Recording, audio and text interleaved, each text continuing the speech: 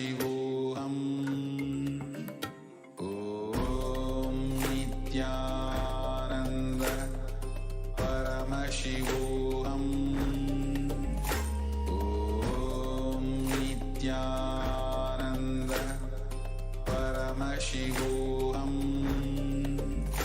Om Nithyananda Paramashivoham.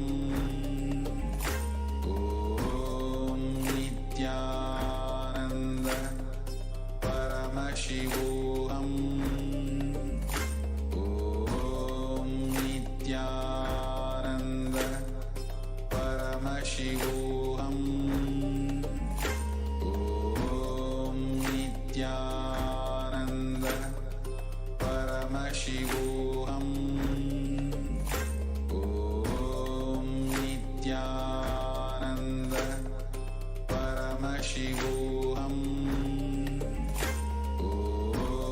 Nithyananda Paramashivoham. Om Nithyananda Paramashivoham. Om Nithyananda Paramashivoham. Om Nithyananda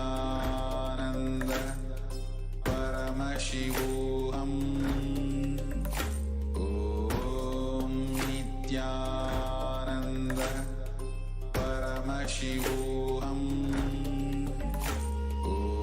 Om Nithyananda Paramashivoham.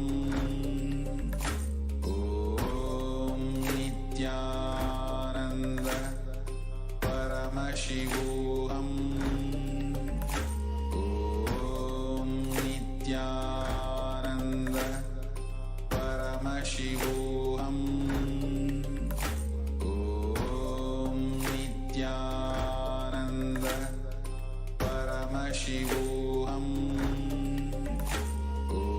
Om Nithyananda Paramashivoham.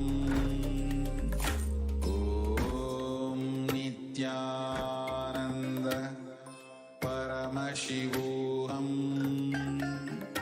Om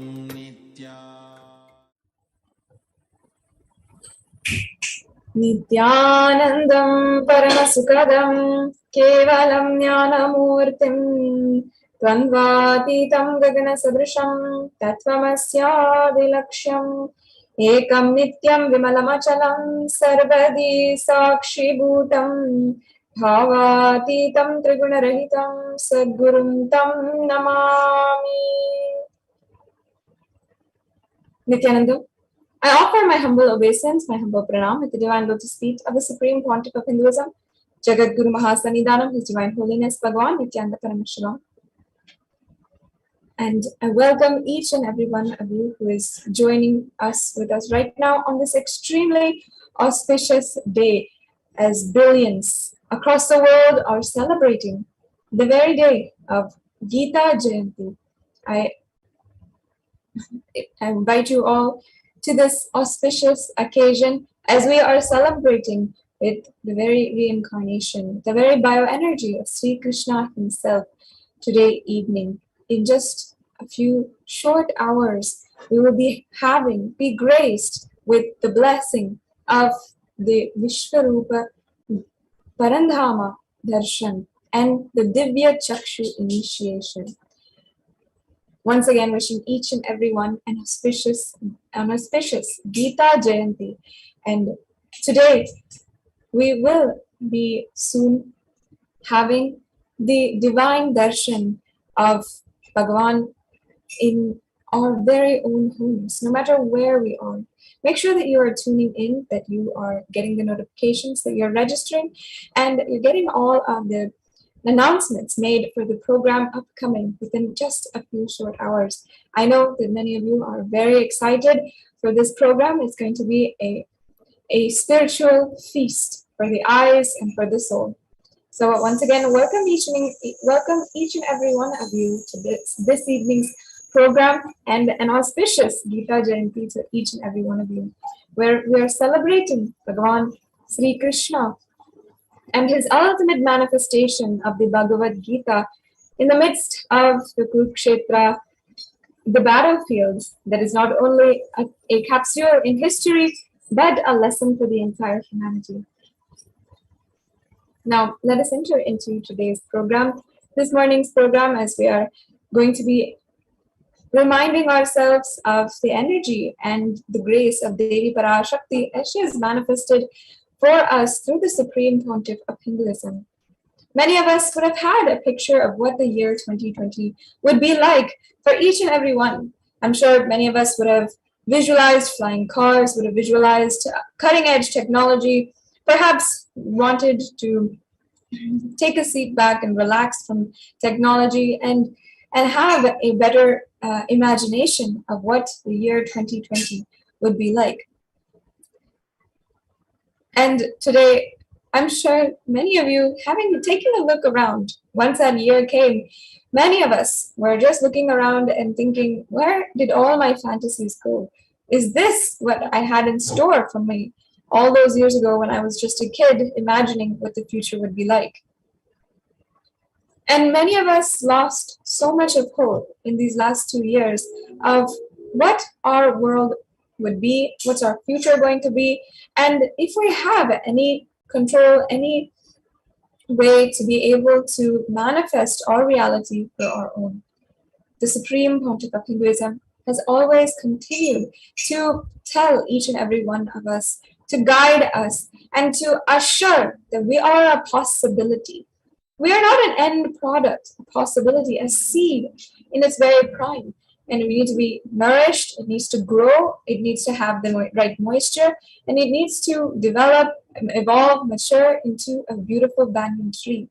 And the Supreme Pontiff of Hinduism is there with us, nurturing with the ultimate supreme knowledge and the utmost compassion as we are stumbling our way in our journey towards the ultimate truth.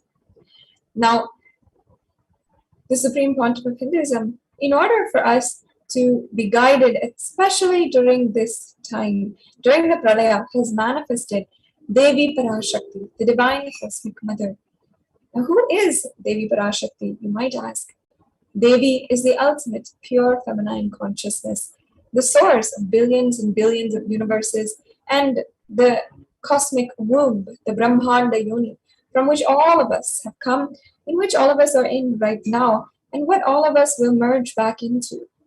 Devi Parashakti is the primordial divinity, the wife of the consort of the primordial divinity, and as well, she is the source where the Big Bang and the black holes go on. The deity of the sacred feminine, she is our mother and guide as we are navigating our way in this intense Pralaya. Today, out of her utmost love and compassion, Devi Parashakti is manifesting through the Supreme Pontiff of Hinduism in the sweetest form of the Cosmic Mother. And the first and foremost relationship is mother. The ability to learn, even the idea to relate starts with the mother. How to relate starts with mother, and understand your idea to relate, your ability to relate starts with mother. And mother is too important of a way to connect with what you think as life. In the Vedic tradition, our rishis were aware your ability to connect with the mother should be directed to the cosmos. It should inspire and it should awaken your higher consciousness to express through you. And today, once again, Devi Parashakti is gracing us and answering all of our questions, attending to our prayers, giving boons, healing us, revealing our past, present, and future, delivering profound spiritual truths, and ultimately giving us the experience of Paramashivoham itself.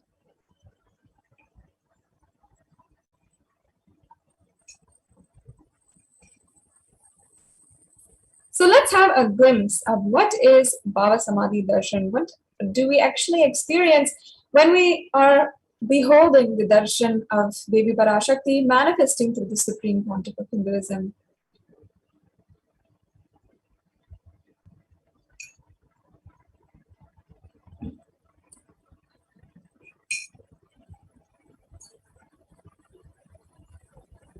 The Bhava Samadhi Darshan is actually a unique divine experience. What is Samadhi? Sama is oneness and Adi means source. So Samadhi means one with the source. And Bhava means attitude or aspect. Bhava Samadhi means being one with the source through a certain aspect.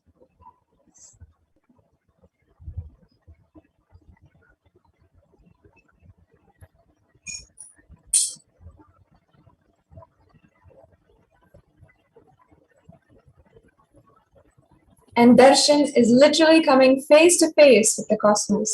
Darshan means to have a glimpse of. In the Vedic tradition, it is used to describe the moment we behold a deity or an avatar, a saint or enlightened being, as just seeing such a being can cleanse karmas of lifetimes and create a deep and lasting transformation in the receiver. Darshan is a powerful superconscious vibration that is present around an avatar at all times. Just like when you see the sun and when you don't see the sun, or whether it is daytime or nighttime, or whether or not even your time zone is fitting, the sun is continuously radiating light. In the same way, the avatar continues to radiate the superconscious energy. The minute that we behold that superconscious energy and we capture it, even just for a second, it is called a darshan.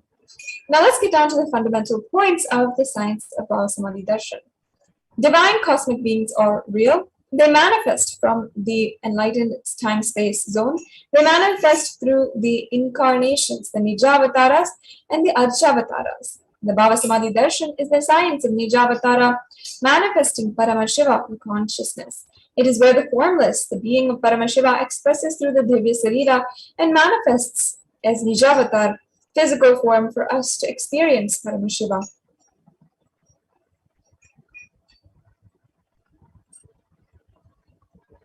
And here you can see an example of Devi Parashakti expressing through the being of Raja Rajeshwari, manifesting as Nijavatara, the physical form of Devi Meenakshi.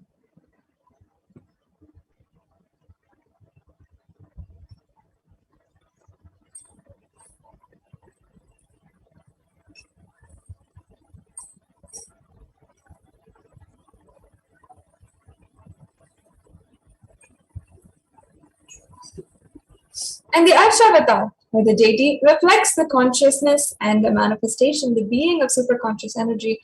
But human beings are not mature enough to receive that higher level energy experiences from the Archavata directly.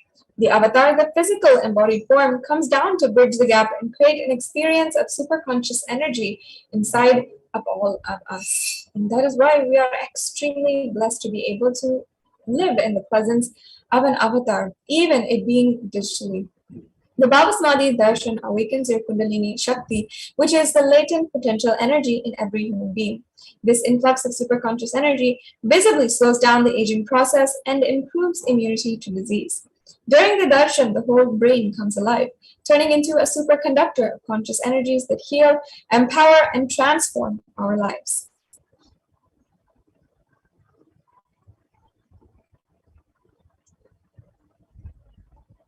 And during the Bhava Samadhi Darshan, our mirror neurons are mirroring that of the avatar. The mirror neurons activate and process all the observed movements or information of the avatar just by seeing. And that is, the entire body can silently and without moving receive what is happening elsewhere through a process of direct observation, experiencing the superconscious radiated by the avatar.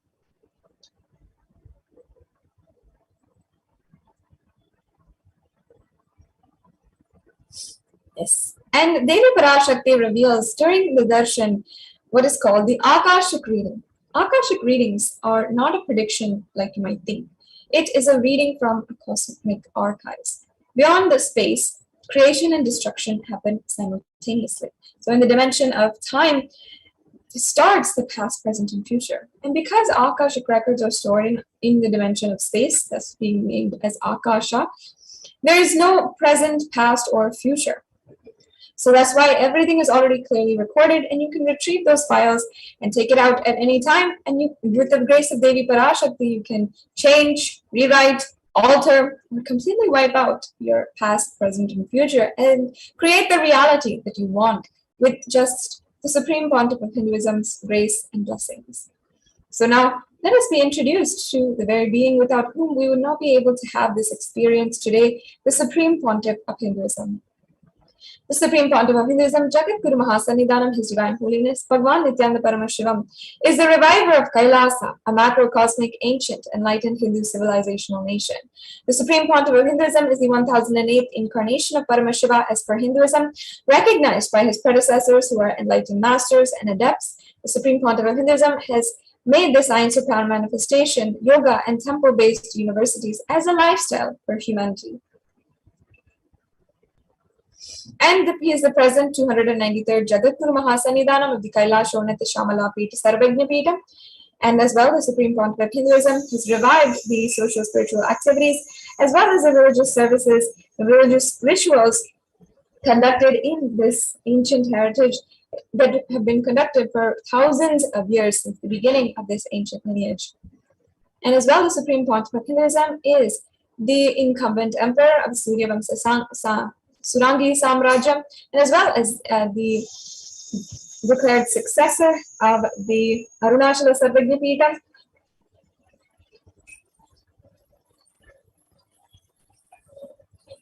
As you can see here, the lineage of gurus, just a few of the esteemed enlightened beings who had known and been able to be blessed to be witnessed of the very childhood of the avatar, and founded the mission, the Nithyananda Sangha, to revive Kailasa at the age of 21 in 1999. You can see some of the photographs here of the Supreme Pontiff of Hinduism during this time.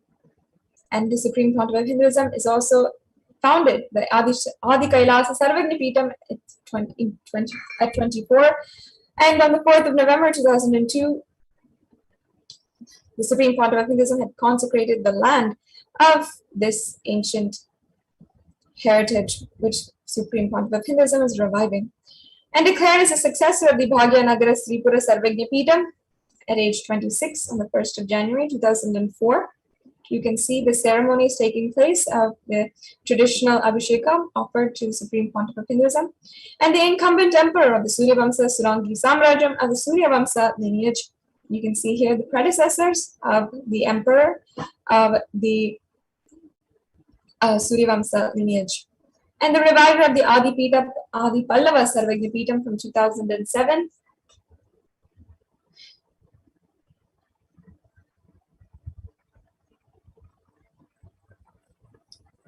And coronated as the successor of the Kashi Sarvagna Pitam.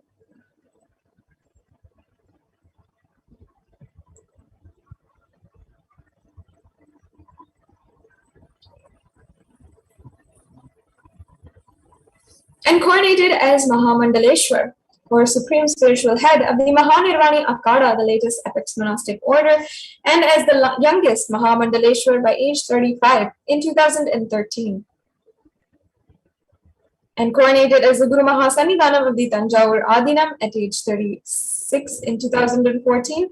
You're seeing a couple of the photographs of the Supreme Pontiff of Hinduism visiting and attending to the Tanjavur Adinam.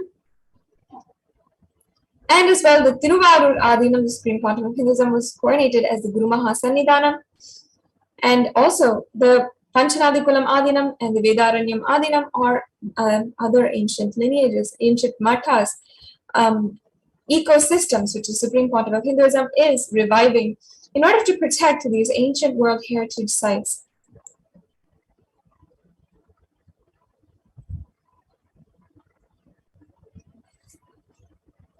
And also coronated as the Guru Mahasannidhanam of the Dharma Mukti Swargapuram Adinam at age 37 in 2015. You're seeing the lineage of Guru Mahasannidhanams of Dharma Mukti Swargapuram Adinam. And coronated as the Guru Mahasannidhanam of the Adipita Kolada Mutt, which is a very, very old and ancient kingdom in Hindu papal state governing body of Hinduism residing over the demographic of Karnataka, and elected as the Supreme Pontiff of Hinduism by a congregation of over 1,000 Hindu pontiffs or leaders,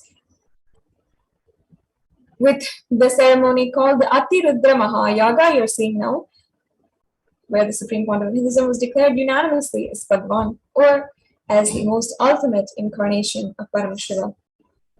Today, the Supreme Pontiff of Hinduism is revered as the most prolific, most viewed guru in the digital world, read and watched by more than 1 billion followers in Hinduism.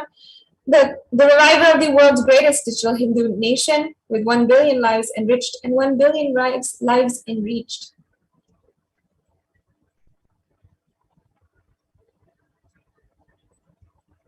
And as well, with 27 years of tireless humanitarian services and initiatives, including the Free Vegetarian Food Bank, medical services, natural disaster relief, women empowerment initiatives, conflict resolution and peace initiatives, sustainable Hindu practices, as well as other different initiatives. The Supreme Pontiff of Hinduism has authored over 300 books and 10,000 articles in 3 languages, English, Tamil, and Sanskrit, translated into 50 languages with over 1,000 titles. You can explore a little bit of these books and get access to this gold mine of spiritual knowledge at books.nithyananda.org for absolutely no cost.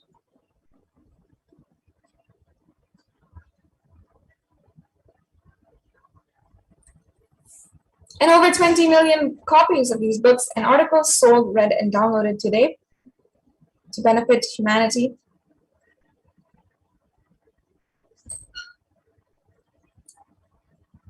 And established the largest Hindu library with over 1 million books, 1 million common scriptures, and over 20 million digital books.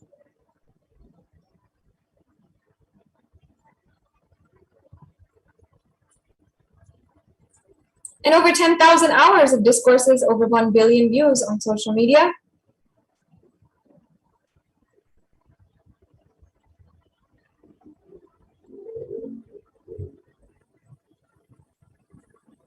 And respected as a commentator of all sacred scriptures such as the Upanishad, the Bhagavad Gita, the Shiva Sutras, the Yoga Sutras, the Ashtavakra Gita, and the Jain Sutras.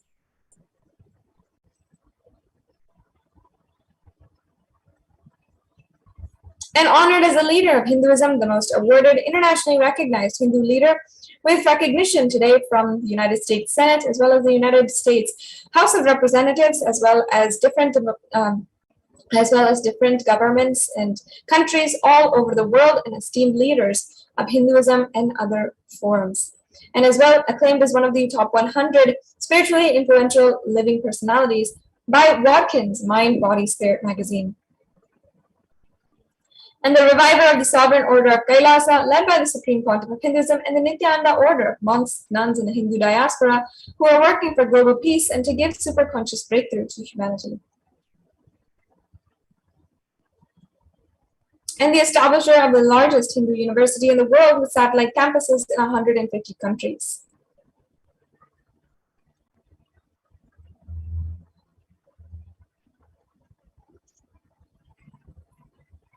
And also the establisher of 1,000 plus KAILASA Enlightenment ecosystems, and the founder and reviver of over 100 Sarvajnapitas. So with this, it now comes to a conclusion of this segment in today's program. We understood a little bit about who is Devi Parashakti, about Baba Samadhi Darshan, and also we were able to have a glimpse into the life of the Supreme Pontiff of Hinduism. Now, we're going to be entering into a very unique aspect of this program, the demonstration of extraordinary Shaktis. And if you would like to have a body scan, you can comment now.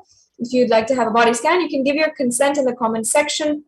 Request for a body scan. You don't have to reveal any of your ailments or your diseases, anything. You can just request for a body scan, and then one of the initiated disciples of the Supreme Pontiff of Hinduism, who has been initiated and is demonstrable in these powers, will be able to body scan you. We'll also be understanding Shaktis, and we'll be seeing a context about Shaktis and seeing about how we can manifest these Shaktis after a quick break.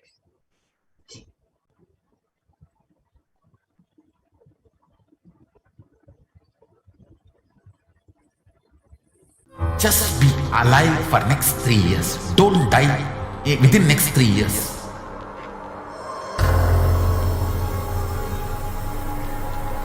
Just don't die within next 3 years.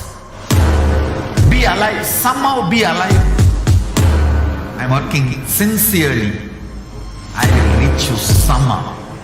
Somehow I will reach you.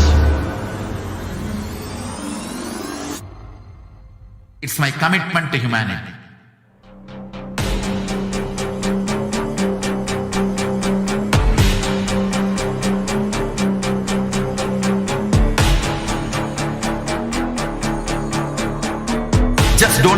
within next 3 years. I will reach you wherever you are, whichever corner of the world you may be. I will reach you with enlightenment. You manifesting the space, state, powers, being Paramashivoham. It is possible, and it is possible for you.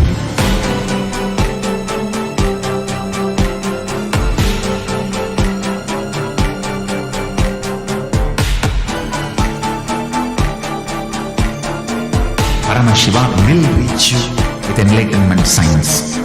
I know he is going to do the job. Just be alive for next 3 years. Nothing else. Just be alive for next 3 years. Don't die within next 3 years.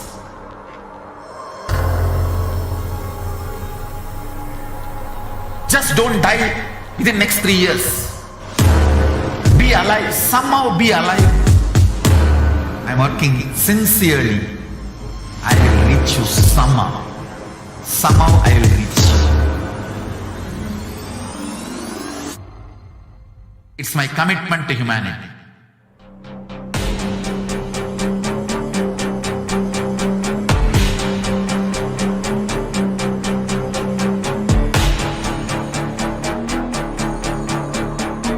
Just don't die within next 3 years. I will reach you wherever you are, whichever corner of the world you may be. I will reach you with enlightenment. You manifesting the space, state, powers, being Paramashivoham. It is possible, and it is possible for you.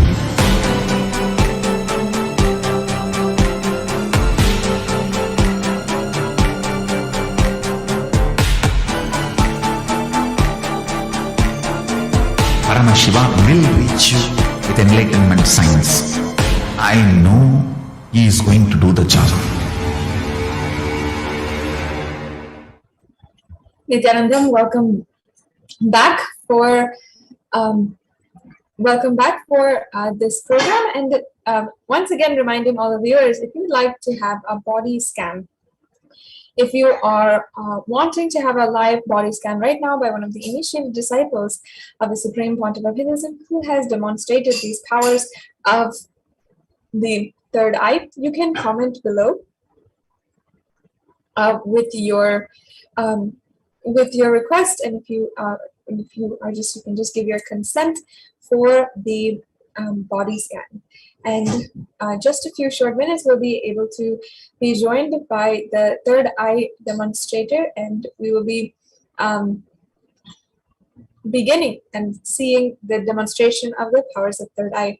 Before we go into that, however, let us learn a little bit about what are powers. Let's get the context of powers well established within us and see what is the source, how it is authenticated, and how the science was revived by the Supreme Pontiff of Hinduism.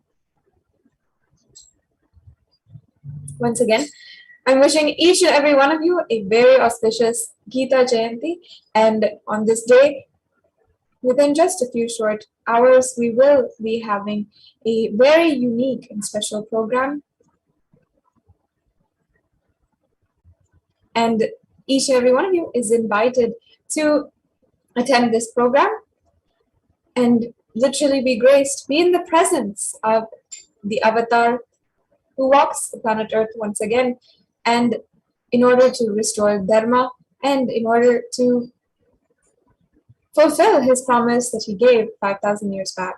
So you can always stay tuned for the announcements on our Facebook page, on KAILASA's SPH JGM HDH Nithyananda Paramashivam Facebook page, and you can stay tuned for the announcements for the program, and stay tuned on this live forum as well on our YouTube channel as well to get the live updates for the upcoming program. So now let us enter into the next segment where we're going to be understanding about manifesting extraordinary Shaktis.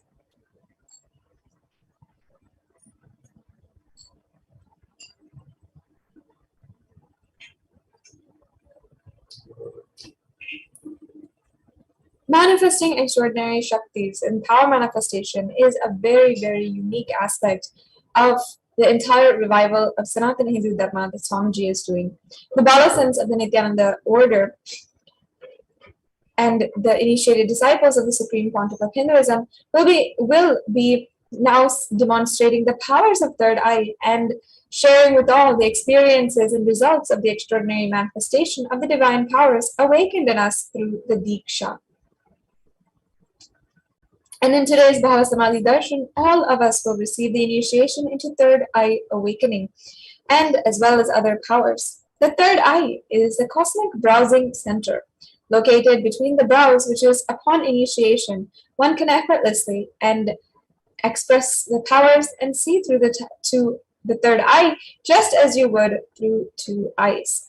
And there's more than 463 powers that you can be initiated into, and they are literally a statement that you are making, that you are divine and you will manifest divine.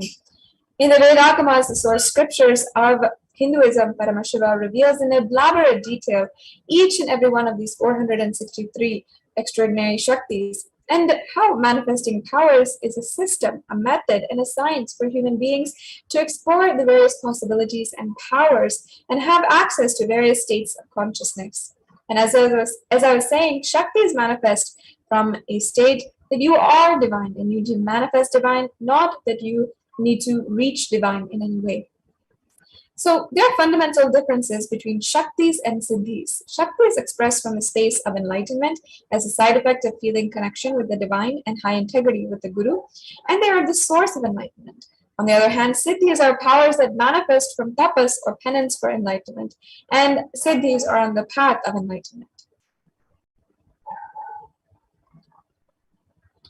And as well, the Shaktis of Paramashiva manifest through ordinary human beings in an extraordinary way after initiation from the avatar. And Shaktis are permanent. However, Siddhis are not permanent and they may actually divert you from enlightenment. And I'm seeing comments from Wells Jones Aya, as well as Grace Lata, and who are requesting for a body scan.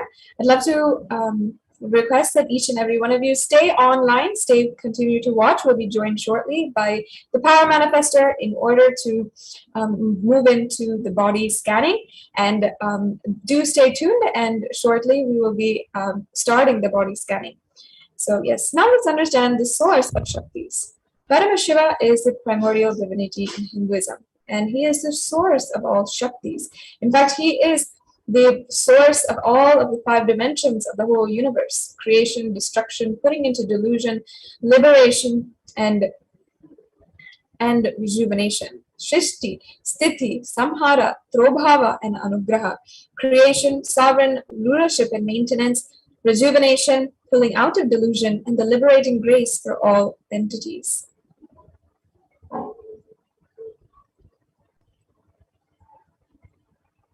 And the avatar of Paramashiva is literally walking amongst us as the 1008th living incarnation and representative of Paramashiva, the ancient and the reviver of KAILASA, the ancient enlightened Hindu civilizational nation, the great cosmic borderless Hindu nation. Ever since the beginning of Sanatana Hindu Dharma, the civilization has been a cradle of enlightened beings, where highly advanced scientists can be as a lifestyle. And this knowledge and the science of manifesting Shaktis are passed down from one generation to the next through Diksha, initiation by the enlightened Gurus. The Supreme Pontiff of Hinduism being recognized and literally birthed by the Guru Parampara, by the most esteemed enlightened beings in the 21st century, was enabled and surrounded from a very young age with the masters of these sciences in the modern day, such as Vedanta, Tantra, Srividya, Yoga and Yogic powers, Mantra Shastra, Siddha Vidya, and much more. So now let's understand how we can awaken these Shaktis in us.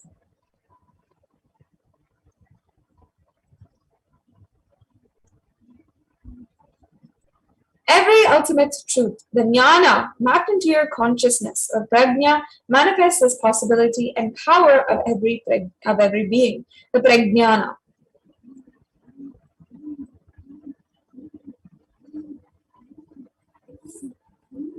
And the science of power manifestation is authenticated through four aspects of evidence that are Shastra Pramana, Apta Pramana, Atma Pramana, and the Pratyaksha Pramana. The Shastra Pramana is the eternal, unchangeable truths revealed in the source scriptures. The Apta Pramana is the experiences and results of Aptas, or authorities of Hinduism, the Vedic rishis, and scientists who time-tested and verified the science. And the Atma Pramana is the personal account of the Supreme Pontiff of Hinduism, who is this millennium's avatar, and his personal experience of the power manifestation. And of course, there's the Pratyaksha Pramana, which is the empirical evidence from observation and scientific experimentation. And for the power of body scanning today, we're going to be seeing all four of these.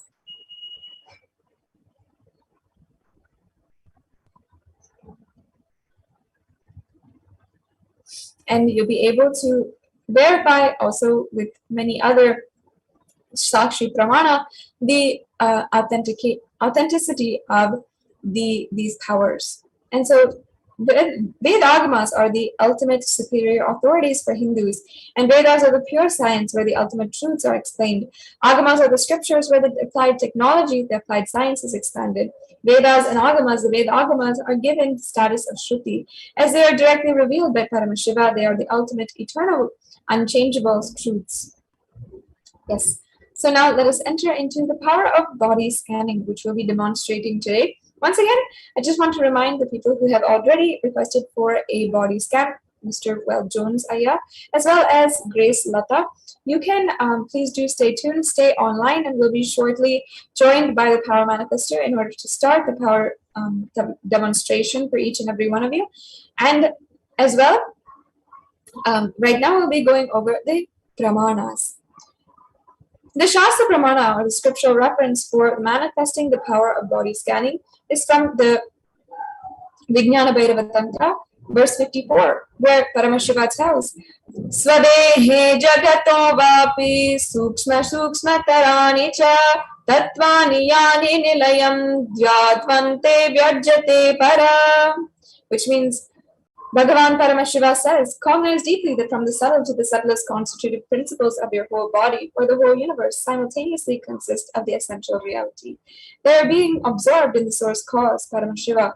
By the experience of such restfulness, one becomes complete from all thoughts, and the ultimate universal divine power, Paradevi, is revealed, and the supreme power manifestation happens. The Apta Pramana for the power of body scanning is on the life of a Siddha, Terayar. Terayar was a Siddha and one of the most prominent disciples of Agastya Muni. One day, a man suffering from severe headache come to Rishi Agastya for healing, and Agastya uses the power of body scanning and identifies the root cause of the headache. He reveals that there is a small terai, or a type of frog, sitting in the person's brain. And Agastya Muni immediately instructs Terayar, his disciple, to perform an open-head surgery and remove the frog. And after a successful completion of the surgery, the person is healed and cured of the headache, and thus he gained the name Terayar.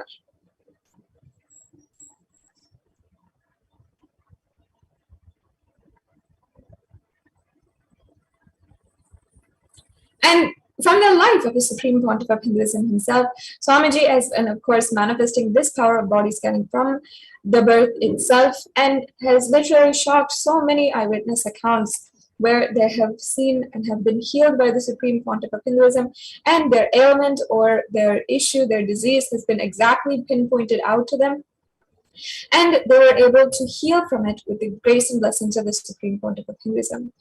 And not only that, the Sakshi Pramana are, there's thousands of Sakshi Pramana where they have shared on Facebook, where they have done body scanning after Swamiji's initiation, and they are able to manifest the power of body scanning.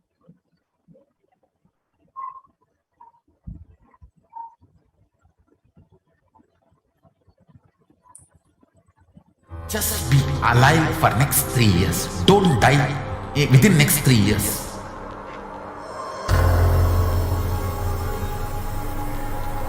Just don't die within next 3 years. Be alive, somehow be alive.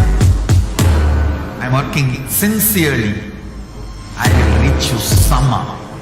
Somehow I will reach you. It's my commitment to humanity.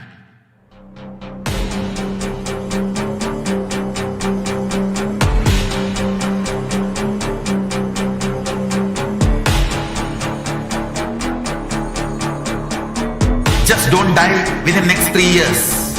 I will reach you wherever you are, whichever corner of the world you may be. I will reach you with enlightenment. You manifesting the space, state, powers, being, Paramashivoham. It is possible, and it is possible for you.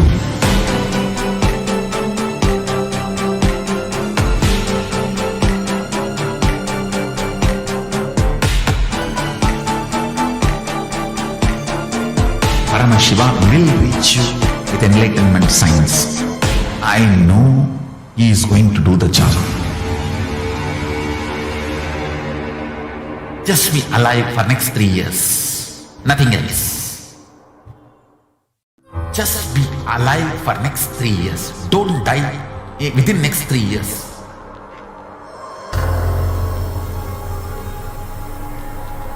Just don't die within next 3 years. Be alive, somehow be alive. I'm working sincerely. Nithyanandam, and welcome back, dear viewers. As we just heard about the introduction to the powerful, extraordinary Shakti of body scanning, we will now be entering into the demonstration. We have many of our live viewers who have commented on the YouTube live chat requesting for a body scanning. So the first who is requested is Wells Jones. Wells Jones has requested, I consent to a divine body scan. And we have also Grace. Grace Lata has also requested. So first I'll go ahead with the Wells Jones. Wells Jones, I'll be going ahead and doing a body scanning for you and seeing what the third eye reveals for your body. And I request you to kindly stay online and respond back in the YouTube live chat. And the Wells Jones and Grace Lata, I see both of you, you are sending the message via super chat. And you can also join to become a member of the channel, which is a $3 minimum subscription fee per month. And you will be able to comment without using super chat option. Like you can directly comment, or you can comment through the super chat messages also. Or below the live video, if you click on the join button, which is take you to a membership, and it's $3 per month. Like the bronze membership is only $3 a month. We have different levels of membership. You can become a member, so you don't have to necessarily go to the super chat and make a contribution for every chat. You can become a member and you can comment directly in the chat also, and you can do through the super chat also. Just wanted to let you know that the membership option is available and the chat is open to all the members of the channel. Okay, so Wells Jones, I'll be going ahead and doing the body scanning for you. Let's see what the third eye reveals for you. Om Nithyananda Paramashivoham. Om Nithyananda Paramashivoham. Om Nithyananda Paramashivoham. Om Nithyananda Paramashivoham. Om Nithyananda Paramashivoham. Om Nithyananda Paramashivoham. Om Nithyananda Paramashivoham.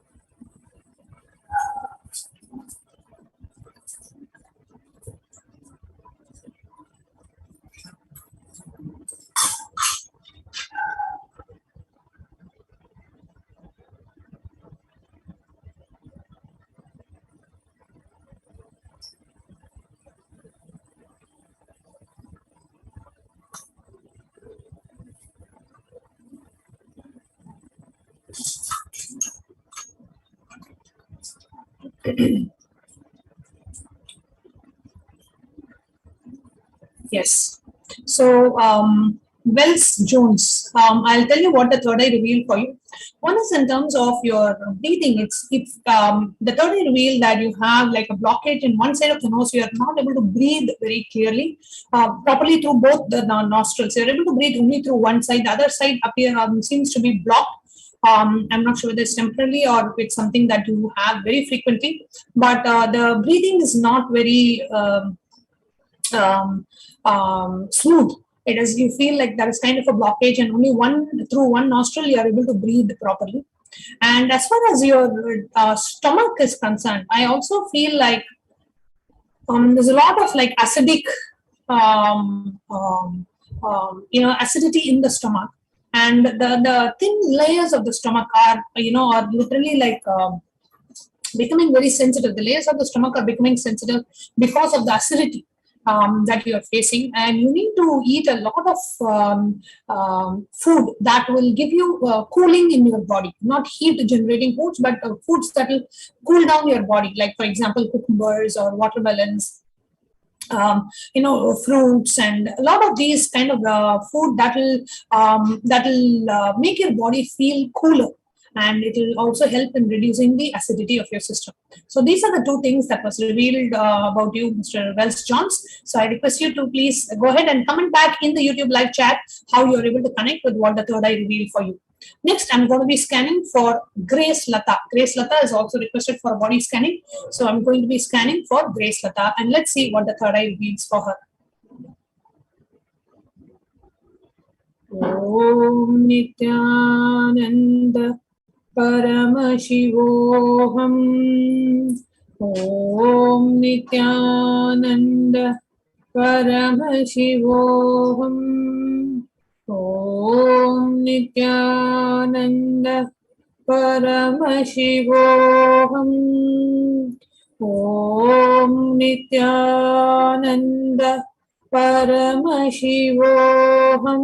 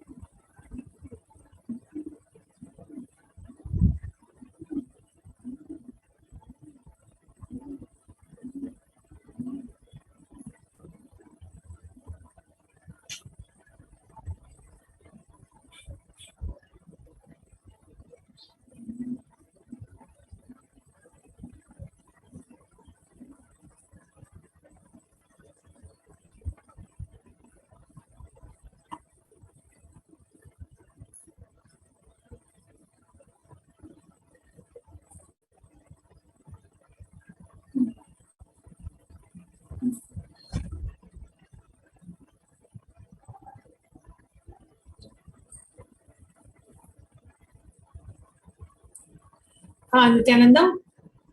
So for Grace Lata, I'm not seeing any major issues in your body. I see that your body, you are pretty healthy. I don't see any major issues in your body now. The body scanning is not revealing any kind of a symptom or any kind of a disease or discomfort in your body. Only one thing slightly is I do feel like your hands, basically the forearms, right? This part of the hand, the front part of the hand, from the shoulder to the elbow, that part you sometimes face some kind of a weakness in both the hands actually. When you're carrying something or when you're straining, this part kind of feels weak for you. That's the only thing that I was able to see through the third eye. Nothing else came up.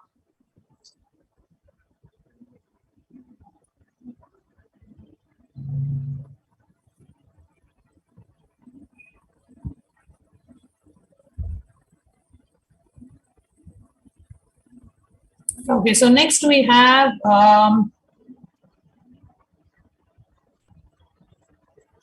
ZenQL. ZenQL is asking, Ma, can I have a scan of my emotional problems and patterns?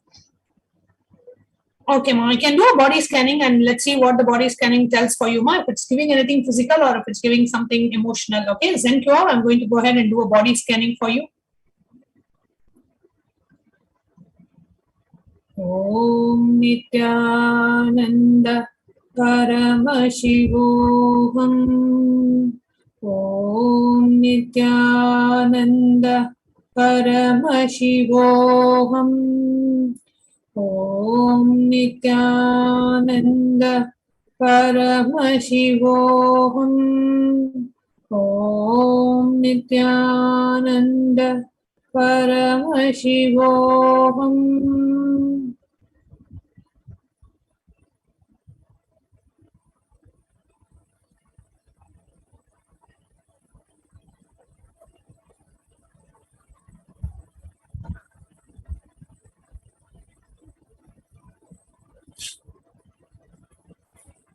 Yes. Zinko, what the body scanning revealed for you, ma, is you are going through some incompletions with relationships in your life, and you need to learn the how to do completion with relationships, like how to do completion with others.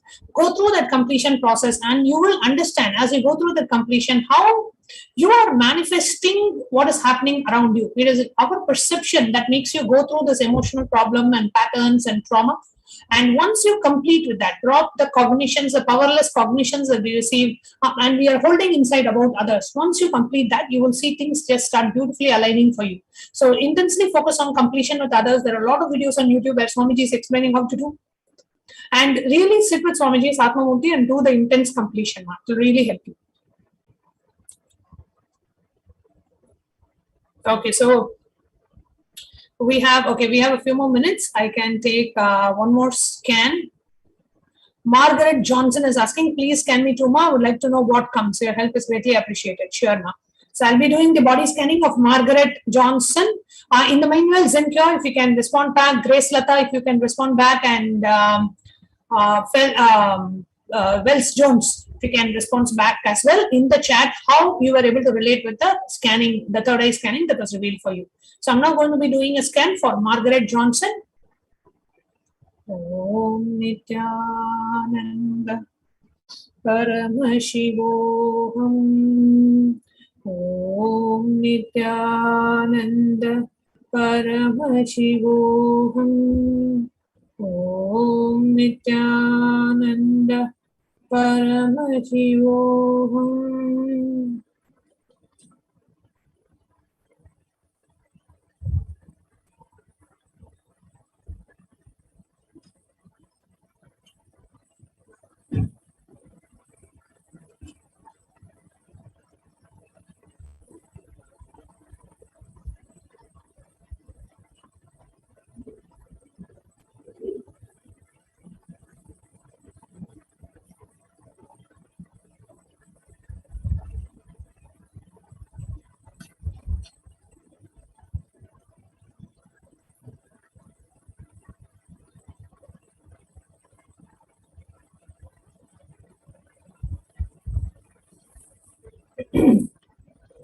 Yes, Margaret Johnson, what the third eye revealed for me, revealed for you, was that you feel a lot of energy in your body. With Swamiji's initiation, the Kundalini Shakti has been awakened, and it is really expressing and exploding and manifesting through you. And I could really see so much of an intense energy happening for you, ma. And more you spend time with Swamiji's presence and attending the initiations, it can really lead you to a spiritual breakthrough in your life. That is what the third eye revealed for you. Okay, so Planet Willis, has gotten back saying thank you for the divine reading. It was spot on. Any recommendations for curing the nasal blocked passages? It was a bless you for your very clear, accurate reading. Thank you so much, John Wells, for your response back and confirming that you are absolutely able to relate with the body scanning. Wonderful. The curing, you're asking a solution for curing the nasal blockages. I just scan and find out if the third eye is revealing any solution for you. Om Nithyananda Paramashivoham. Yes, Planet Vilsaya, you can do the what we call as the Nithyananda. It is one of the 5 detoxification methods that we recommend be doing. All the monastic members, we recommend it is a part of our daily lifestyle. So basically, Neti is a small pot of water which you pour on this nose, you pour the water on this nose and it comes through the other nose, and you pour the water on this and it comes to the other nose as well. So it's called Neti, where you have that small cup, like a nasal cup, where it has like a mouth which just puts water into one nostril and then it goes up and then it comes out. It can really help you. Yeah, please try that. Learn exactly how to do, not just the way I said, but really learn how to do. Learn it from a proper practitioner, and please try the Neti. Yeah, it can really help you. Okay, so Zen Kuao has gotten back saying, yes, ma, I am doing completion today, and that was tough. Yes, it could be a little challenging as we go through these, and it could be a little tough, but you are going in the right path, Zen Kuao. Please go ahead and finish that. It can really help you.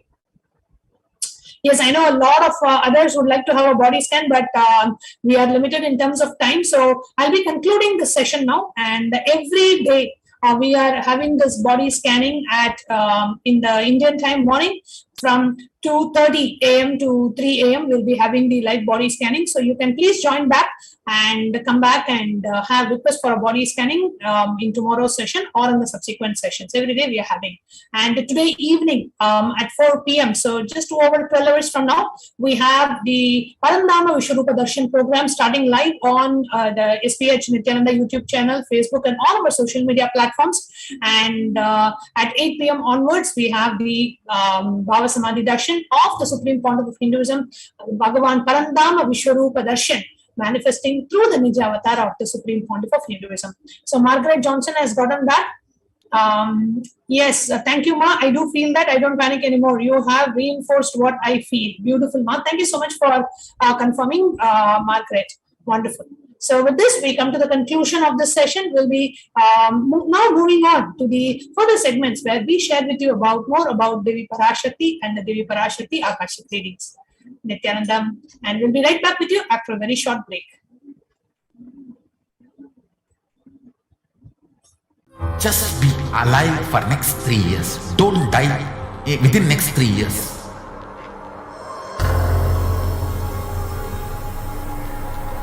Just don't die within next 3 years. Be alive, somehow be alive. I'm working sincerely.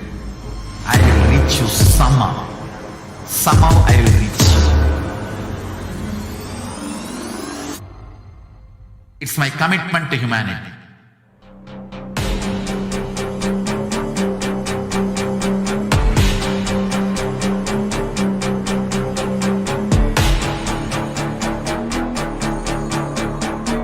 Just don't die within next 3 years. I will reach you wherever you are, whichever corner of the world you may be. I will reach you with enlightenment. You manifesting the space, state, powers, being Paramashivoham. It is possible, and it is possible for you.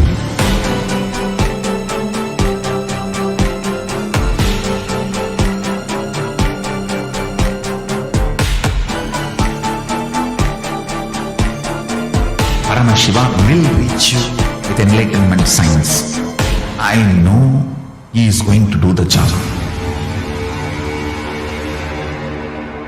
Just be alive for next 3 years. Nothing else. Just be alive for next 3 years. Don't die within next 3 years.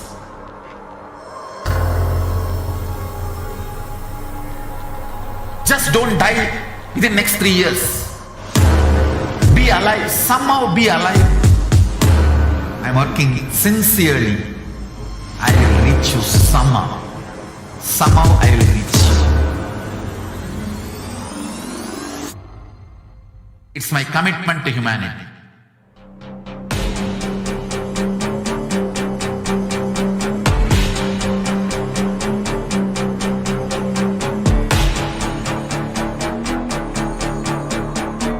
Just don't die within next 3 years.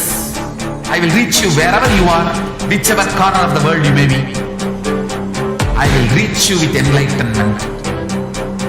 You manifesting the space, state, powers, being, Paramashivoham. It is possible, and it is possible for you.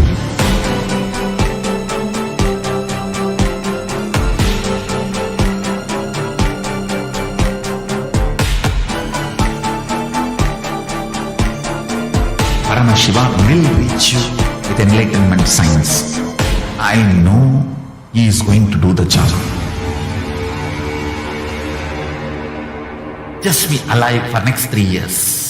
Nothing else. Just be alive for next 3 years. Don't die within next 3 years.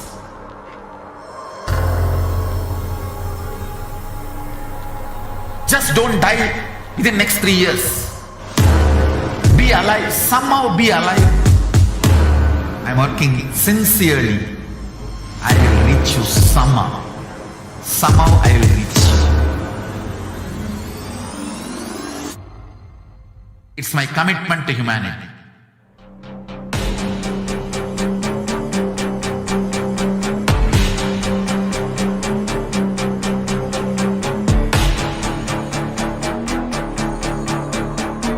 Just don't die within next 3 years. I will reach you wherever you are, whichever corner of the world you may be. I will reach you with enlightenment. You manifesting the space, state, powers, being, Paramashivoham. It is possible, and it is possible for you.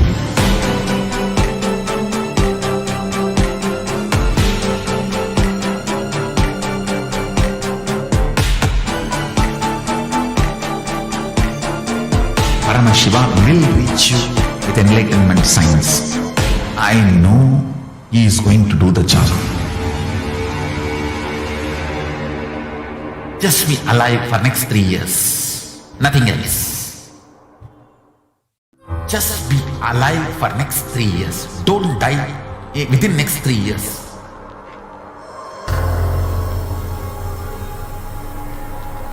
Just don't die within next 3 years. Be alive, somehow be alive. I'm working sincerely. I will reach you somehow. Somehow I will reach you. It's my commitment to humanity.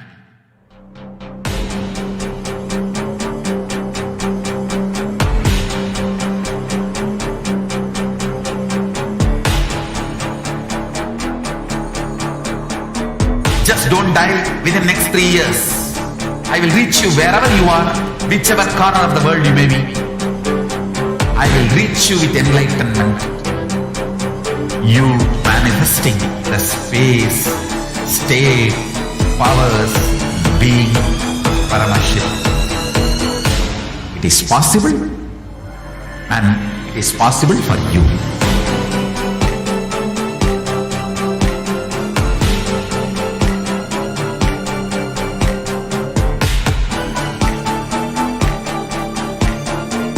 Paramashivoham will reach you with enlightenment signs. I know he is going to do the job. Just be alive for next 3 years. Nothing else. Just be alive for next 3 years. Don't die within next 3 years.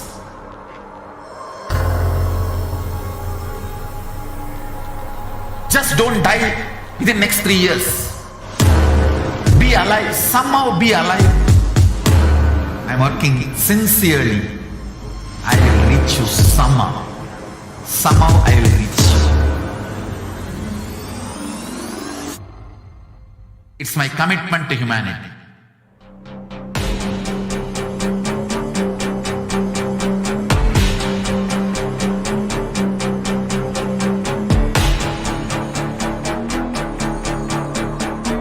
Just don't die within next 3 years. I will reach you wherever you are, whichever corner of the world you may be. I will reach you with enlightenment. You manifesting the space, state, powers, being Paramashivoham. It is possible, and it is possible for you.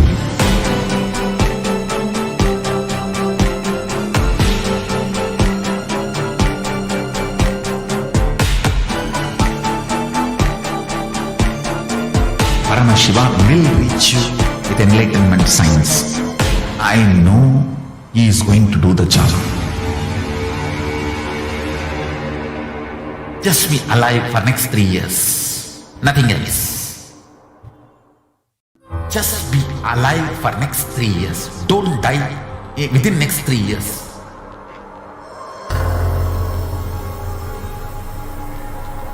Just don't die within next 3 years. Be alive, somehow be alive. I'm working sincerely. I will reach you somehow. Somehow I will reach you. It's my commitment to humanity.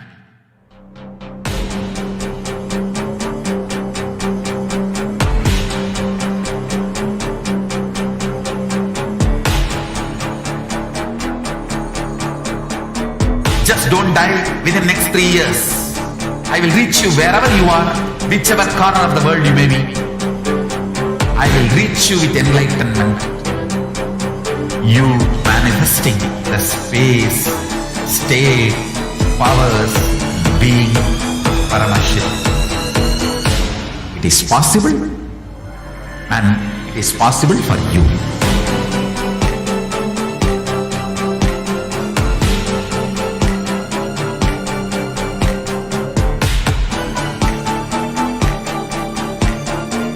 Paramashiva will reach you with enlightenment science.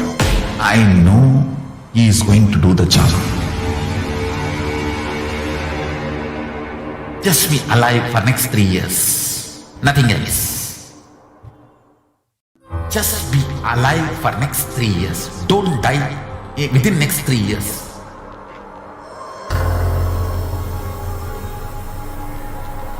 Just don't die within next 3 years. Be alive, somehow be alive. I'm working sincerely. I will reach you somehow. Somehow I will reach you. It's my commitment to humanity.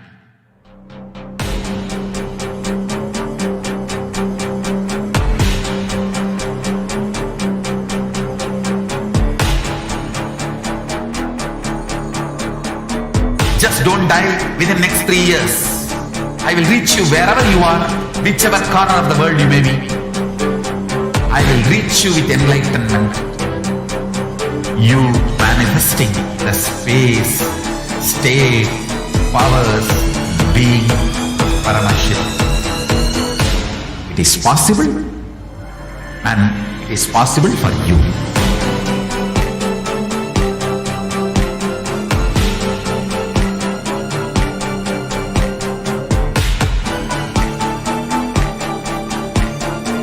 Paramashiva will reach you with enlightenment science. I know he is going to do the job. Just be alive for next 3 years. Nothing else. Just be alive for next 3 years. Don't die within next 3 years.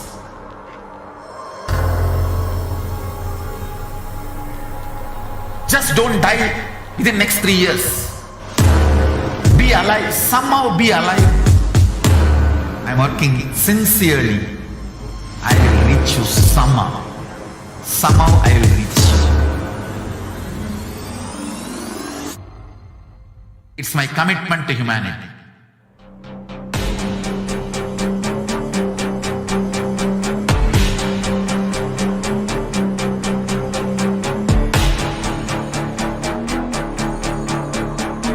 Just don't die within next 3 years. I will reach you wherever you are, whichever corner of the world you may be. I will reach you with enlightenment. You manifesting the space, state, powers, being Paramashivoham. It is possible, and it is possible for you.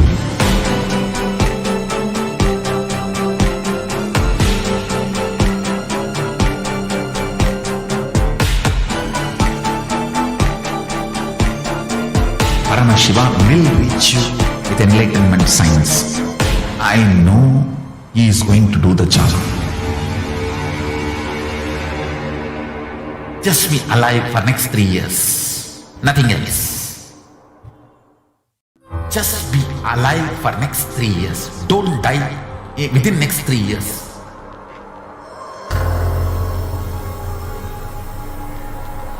Just don't die within next 3 years. Be alive. Somehow be alive. I'm working sincerely. I will reach you somehow. Somehow I will reach you. It's my commitment to humanity.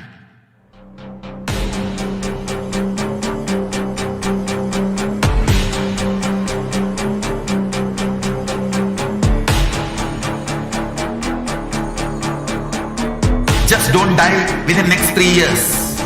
I will reach you wherever you are, whichever corner of the world you may be. I will reach you with enlightenment. You manifesting the space, state, powers, being Paramashivoham. It is possible, and it is possible for you.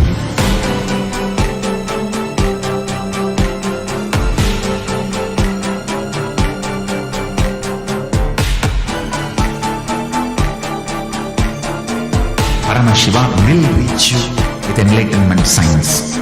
I know he is going to do the job. Just be alive for next 3 years. Nothing else.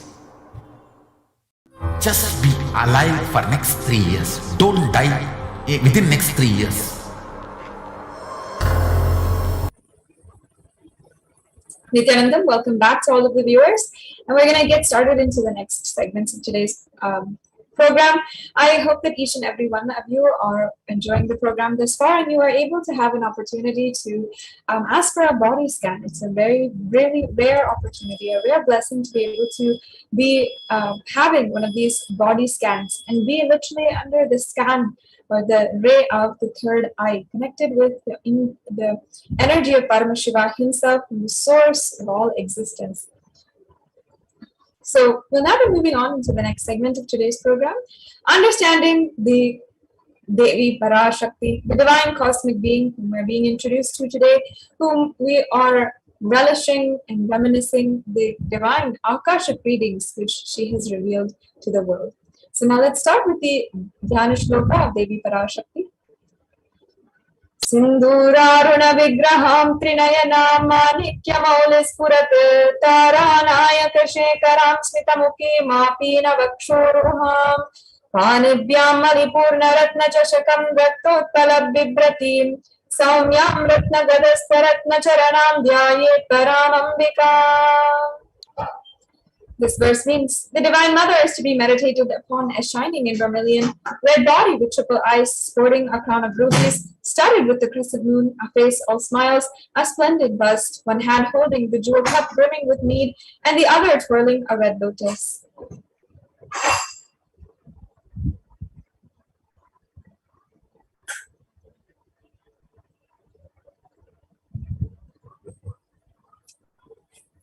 We'll now be chanting the next verse, the next Dhyana Shloka of Devi Parashakti.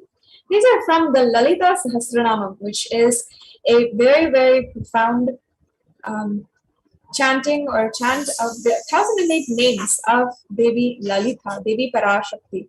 And in this, Lalita Sahasranamam is from one of the Puranas, where the rishis have literally invoked the presence of Devi Parashakti, described her into these words and all of her names, all of her beautiful qualities.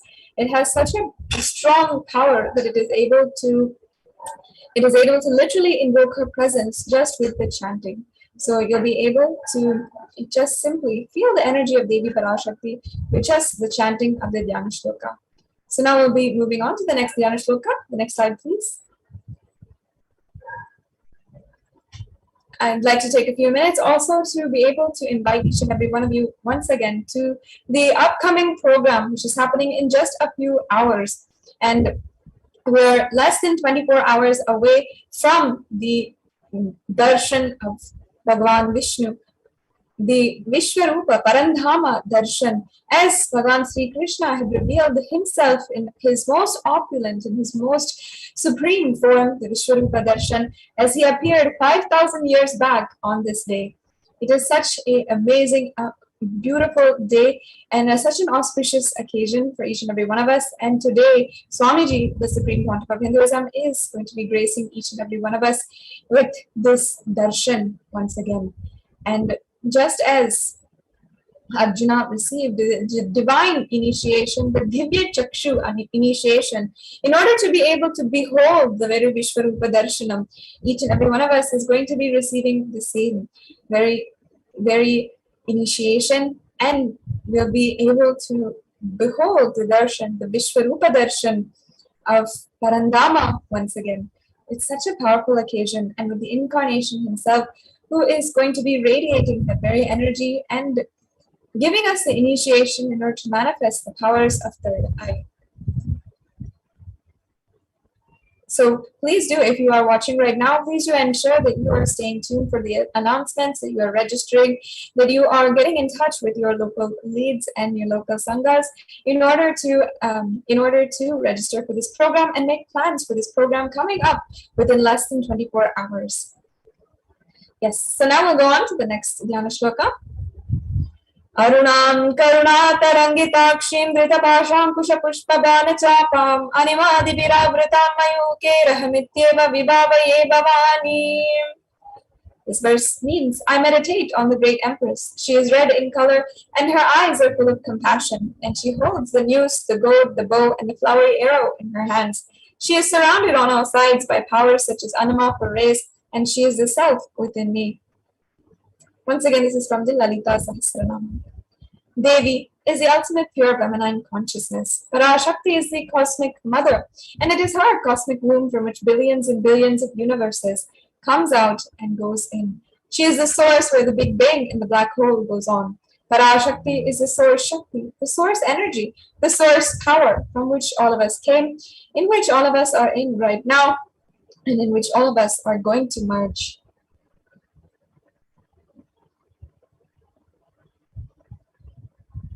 And out of her extreme love and compassion, Parashakti herself is manifesting through the embodied form as the Nijavatara, the Supreme Pontiff of Hinduism, and gracing us, answering all of our questions, giving us boons, healing us, revealing our past, present, and future, delivering profound spiritual truths, and ultimately giving us the experience of Paramashivoham itself.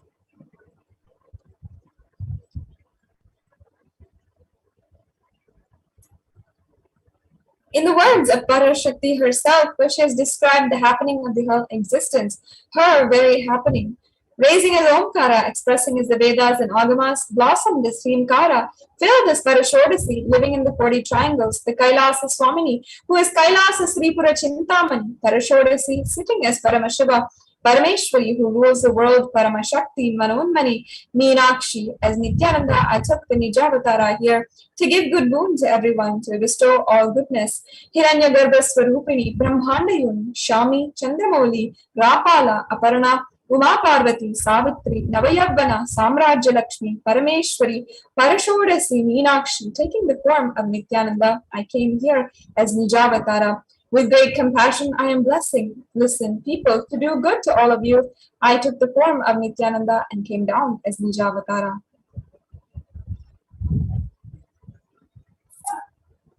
Raising in Omkara, blossoming as Shiva, Shiva manifesting as the source of existence, powers of existence, expression of existence.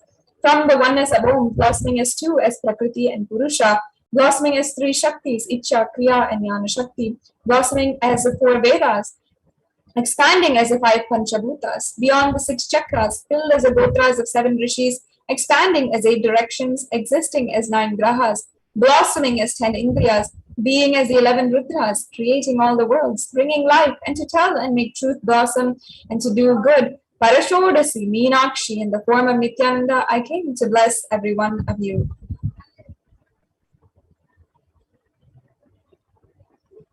Yes. Now, how can we best receive Devi Parashakti?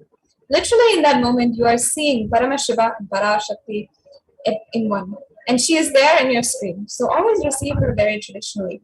Keep 2 betel leaf, one banana, 1 betel nut, and 1 coin in front of the screen. And watch Devi. The coin is considered to be traditional dakshina in the Hindu tradition. And it can be the lowest value in Hindu tradition. It can be in the lowest value. In India, it can even be 1 paise. In the US, it can even be 1 cent. And of course, the Supreme Pontiff of Hinduism is not trying to monetize. He says, keep even 1 cent, it is okay. For 100 days, if you have darshan, it will add up to $1. If you, in India, you can even offer 1 paise. So you can offer that to Devi Parashakti, and after the darshan is over, do the namaskar, eat the banana, the betel leaf, and the betel nut, and take it as prasadam immediately. You can collect the coins and send it to the KAILASA in Los Angeles temple. And this betel leaf, the betel nut, may look too small, but in a few days you will see how much it adds to your sentiment that really Devi Parashakti is there. You will not take the Devi darshan for granted. Rituals break your monotonous, unconscious mentality and lifestyle and remind you and raise you to the powerful cognition. It will break your unconscious behavior. So here's a couple of samples of the items that you need in the tambulam. So you can see that the 2 betel leaf, the banana, the betel nut, and the coin. And you can set it up as the plate here is showing. The banana, the betel leaf, the betel nut can be bought in the store near you. And you can also have optional items, which are coconuts, flowers, and also, if you'd like to, you can purchase glass bangles as well as a vastram, a piece of cloth as a symbol of clothing. And this you can offer to Devi Parashakti upon the darshan. So now that we have understood how best we can receive Devi Parashakti, let us understand some of the teachings, the revelations of Devi Parashakti from over the last 6 to 7 months. Continuously, she has been blowing away our minds literally and giving us profound guidance during this time, during the Pralaya time. As many of us were stuck at home, as many of us were losing our jobs, as many of us had no place to be and not really wondering what they're going to be doing the next day, what is their next step in life, Devi Parashakti manifested for each and every one of us. She literally has guided us, has given us the secrets to the whole world, and has given us the ultimate wisdom so that we can actually learn, imbibe, and navigate our way through this new world that we are living in, post-corona and post so much that has happened in 2020 and 2021. So now we're going to be entering into another segment. Now, understanding the revelations to the world by Devi Parashakti made on the 31st of May 2021, when Devi Parashakti had given a powerful statement on the sacred secret of Hindu birth.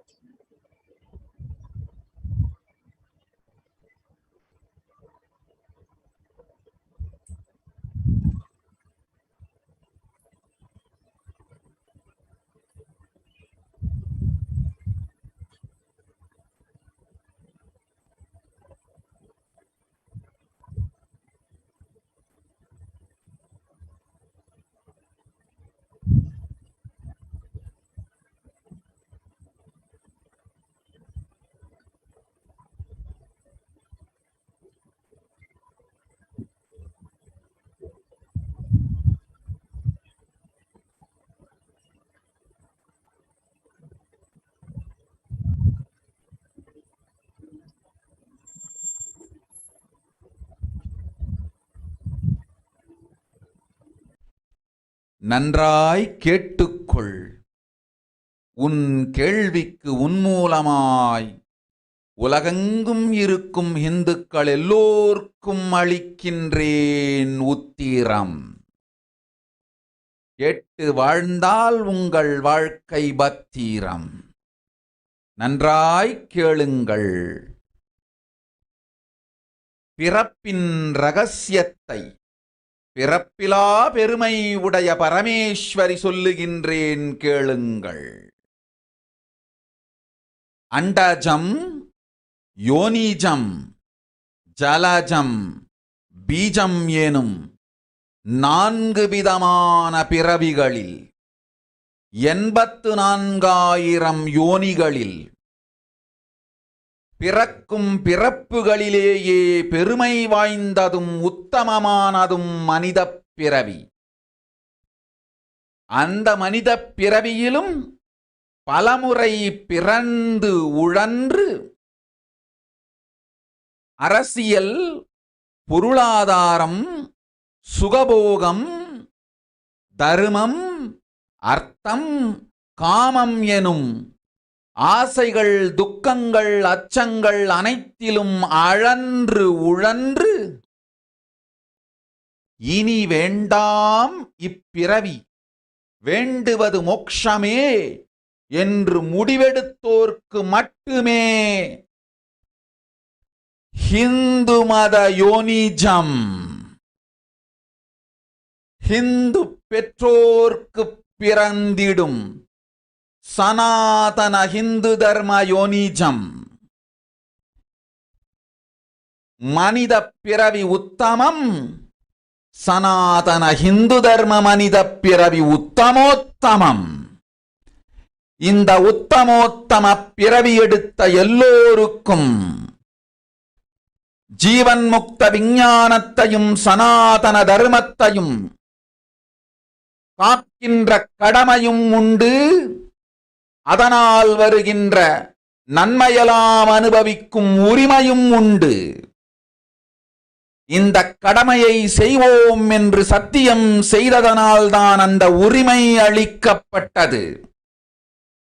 பூமிக்கு வந்தபின் மனம் மயங்கி மதிமயங்கி சனாதன தர்மம் காக்க மறந்ததனால் மாயை அவர்கள் உயிரை பறிக்கின்றாள். நன்றாய் புரிந்து கொள்ளுங்கள். உயிரை கொடுத்தாலும் தர்மத்தை காப்போம் என்று உறுதி எடுத்தவர்க்கே சனாதன ஹிந்து தர்ம யோனிஜம் அளிக்கின்றேன் யான். உடல் பெற்ற பிறகு ஊழிப் பெருவலியால் ஆசை அச்சங்களை உதறவிடாது, உதறியும் விடாது சனாதன ஹிந்து தர்மம் காக்க மறந்தோரை உயிர் வாழத் தகுதியில்லாதவர் பட்டியலில் உடனடியாய் மாயை சேர்க்கின்றாள். அதனால் ராட்சசர்களும் அசுரர்களும் தானாகவே இவர்கள் உயிரை எடுக்கின்றார். நன்றாய் புரிந்து கொள்ளுங்கள். உயிரை கொடுத்தாலும் தர்மம் காப்போம் என்று நிற்பவர்க்கு நிலைத்திடும் வீரஸ்வர்க்கமும் கைலாச பதவியும், எக்காரணம் கொண்டும் தர்மம் காக்க மறந்த உத்தமோத்தம ஜனனமான சனாதன ஹிந்து ஜனனம் பெற்ற மக்களுக்கு இல்லை வேறு கதி. சனாதன ஹிந்து தர்ம மனித ஜனனம் உத்தமோத்தம மனித ஜனனம். உங்கள் உரிமை உலகில் அதிகம், உங்களுக்கு கடமையும் உலகில் பெரிது. தர்மம் காத்தாலே கடமை, தர்மம் காக்காதார்க்கு உயிர் வாழும் உரிமை இல்லை.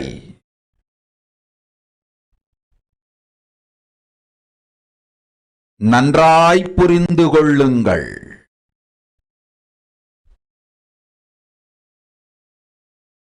உத்தமோத்தம பிறவியான சனாதன ஹிந்து தர்ம பிறவி எடுத்த எல்லோரும் புரிந்து கொள்ளுங்கள். உங்கள் வாழ்வின் முதற்கடமை தர்மம் காத்தல். தர்மம் காக்க தர்மம் உங்களை காக்கும். சனாதன ஹிந்து தர்மம் காக்க மறந்திட்டால் வாழும் உரிமையை நீங்கள் இழந்து விடுகின்றீர்கள். அதற்கு மேல் வாழ்ந்தென்ன, அழிந்தென்ன? பூமிக்கு பாரம் குறையட்டும் என்று அசுரர்களும் ராட்சதர்களும் உங்களை உண்டு தீர்க்கின்றார்கள். அதையும் மாயை கண்டு சும்மாவிருப்பாள். பிரபஞ்ச ரகசியத்தை, பிறவியின் ரகசியத்தை உலகிற்கெல்லாம் உத்தரமாய்ச் சொல்லிவிட்டேன். புரிந்து வாழ்வில் நடந்து உயிரை பத்திரமாய் பார்த்துக் கொள்ளுங்கள். அன்னை சொல்லும் அருள் சத்தியம் இது. ஓம் ஓம் ஓம்.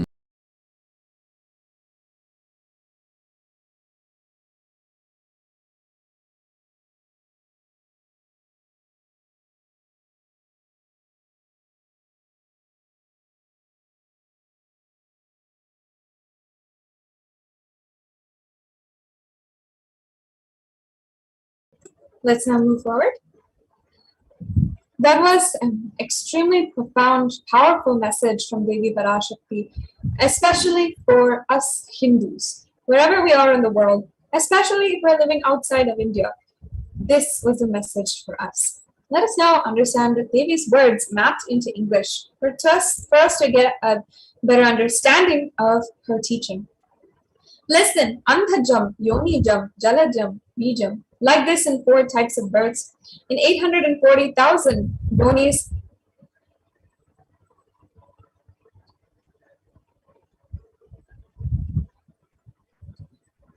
sorry for the technical glitch, seems like a technical error on our side. Yes. So in 840,000 yonis, of all of those births, the human birth is the best. Even in that human birth, being born and toiled many times after getting burned and toiled in politics, in finance, in luxuries, in dharma, artha, and kama.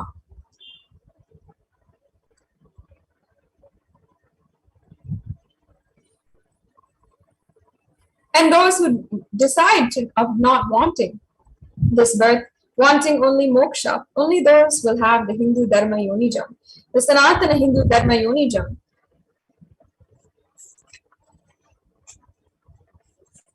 And those who decide of not wanting this birth, wanting only moksha, will have the Sanatana Hindu Dharma Yonijam.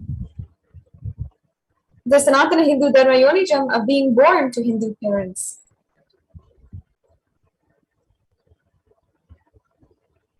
Human birth is Uttamam, best, but Sanatana Hindu Dharma, human birth is Uttamottamam, best of the best.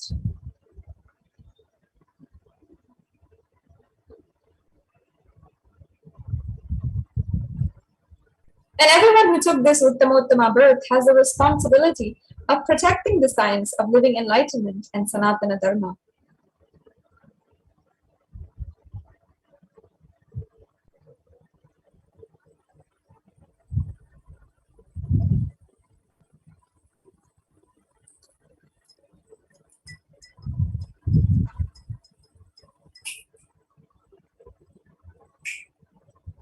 And also, they have the right of experiencing its benefits. This right was given to them because of their commitment given by them to do this responsibility.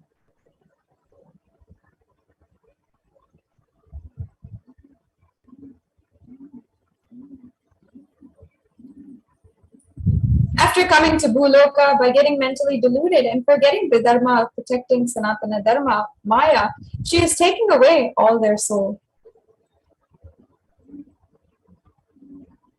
Understand carefully, I am giving the Sanatana Hindu Dharma Yonijam only for those who gave the commitment of protecting Sanatana Dharma even by giving their life.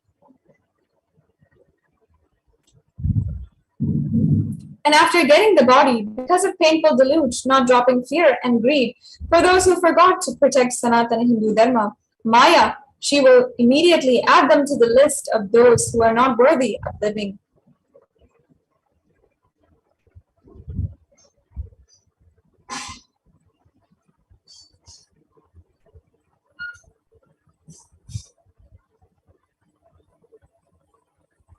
And therefore, Rakshasas and Asuras are automatically taking away their life. Understand properly for those who stand that even by giving their life, they will protect Dharma, will permanently have Veera Svarga and KAILASA Padavi.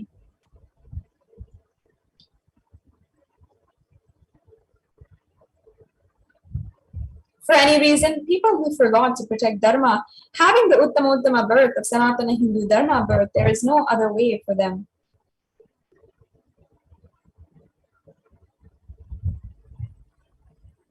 Sanatana Hindu Dharma human birth is Uttama human birth. Your rights in this world are immense. Also, your responsibility in this world is large. Protecting Dharma is responsibility.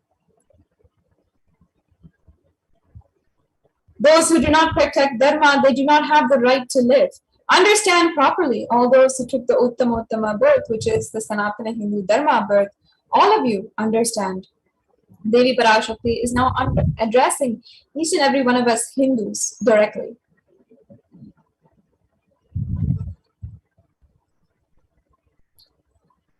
The first responsibility of your life is protecting Dharma. If you protect Dharma, Dharma will protect you. If you forget to protect Sanatana Hindu Dharma, you lose the right of living. After that, what bothers whether you live or get destroyed? Asuras and Rakshasas will eat you so that the burden on earth is reduced. And seeing that Maya, she will keep quiet.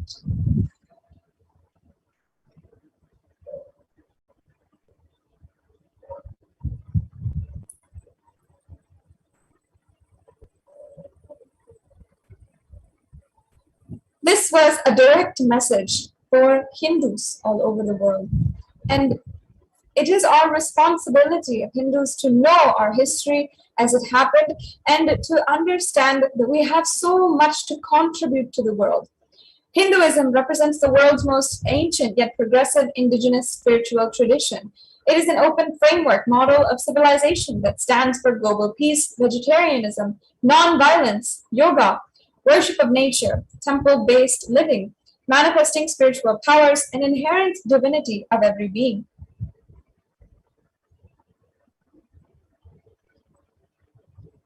And this great tradition is what we have inherited. Each and every Hindu around the world has inherited a profound and immense and amazing tradition from our ancestors, from Paramashiva himself. We are, quite literally, as the scriptures, the Upanishad says, the favorite inheritors of the cosmos, because of how gifted we have been due to our culture, our heritage, and those who have come before us, the ancestors, the Vedic rishis, who have delved into these sciences and been able to manifest the best for the world from this sacred space. The Hindu nations were ecosystems where more and more enlightened beings could be produced so that enlightened civilization could be kept alive, its great gifts shared with the world. But today, if you see Hindu nations across the world, there was not one where Hindus are safe, protected, safeguarded, and their right to practice their religion is protected, and their right even to live, to practice their religion, to not face undue trial in the media or character assassination, to not face arbitrary arrest and be misrepresented in so many different cases. All of these are not protected. Hindus are a dying population today. But if we see back and we see the references of Hindu nations, we see the glory of our civilization, a time when we led the whole world because we practiced dharma as a lifestyle and a virtue, a principle at the core. Let's look at some of the references to remind ourselves of the civilization that we once were. The Hindu nation ruled by Bhagavan Rama was called the Rama Raja. In the Valmiki Ramayana in the Yuddha Khanda, chapter 128, it says, "There were no widows to lament, nor there was any danger from wild animals, nor any fear born of diseases. The world was bereft of thieves and robberies. No one felt worthless, nor did old people perform obsequies concerning youngsters. Every creature felt pleased. Everyone was intent on virtue. Turning their eyes on Rama alone, creatures did not kill one another."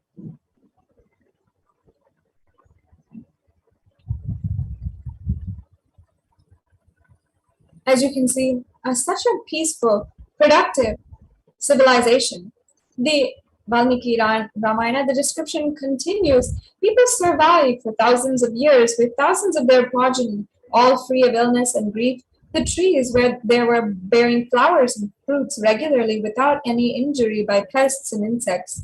The clouds were raining in time, and the wind was delightful to touch. Every caste was performing their own duties, satisfied with their own work and bereft of any greed. People were intent on virtue and lived without telling lies. All the people were endowed with excellent characteristics. All were engaged in virtue. And it was this civilization that produced the best of people, the best civilization that was able to produce the best of the best for the whole world. And in the Hastinapur kingdom ruled by Yudhishthira is described in the Srimad Mahabharata, the Ashwamedhika Parva, the Parva 14, where it says, Devas granted rains to fulfill all wants. The world became free of disease, and there was no hunger or thirst anywhere. There was no mental suffering. Those without livelihood were given livelihood. There was an abundance all around, and there was no worldly worries left for anyone, and there was no cause or fear either. Happiness on earth was in fact even greater than in the heavens. That is why the gods and goddesses always frequented the Bhuloka. They always came down, and they were continuously gracing on planet Earth. Hindus and Hindu nations had and has so much to contribute to the world in every field, whether it is enlightenment, health, medicine, art, science, or technology, aviation, dance and music, clothes and jewelry, social system, judicial system, the political system, or the legal system.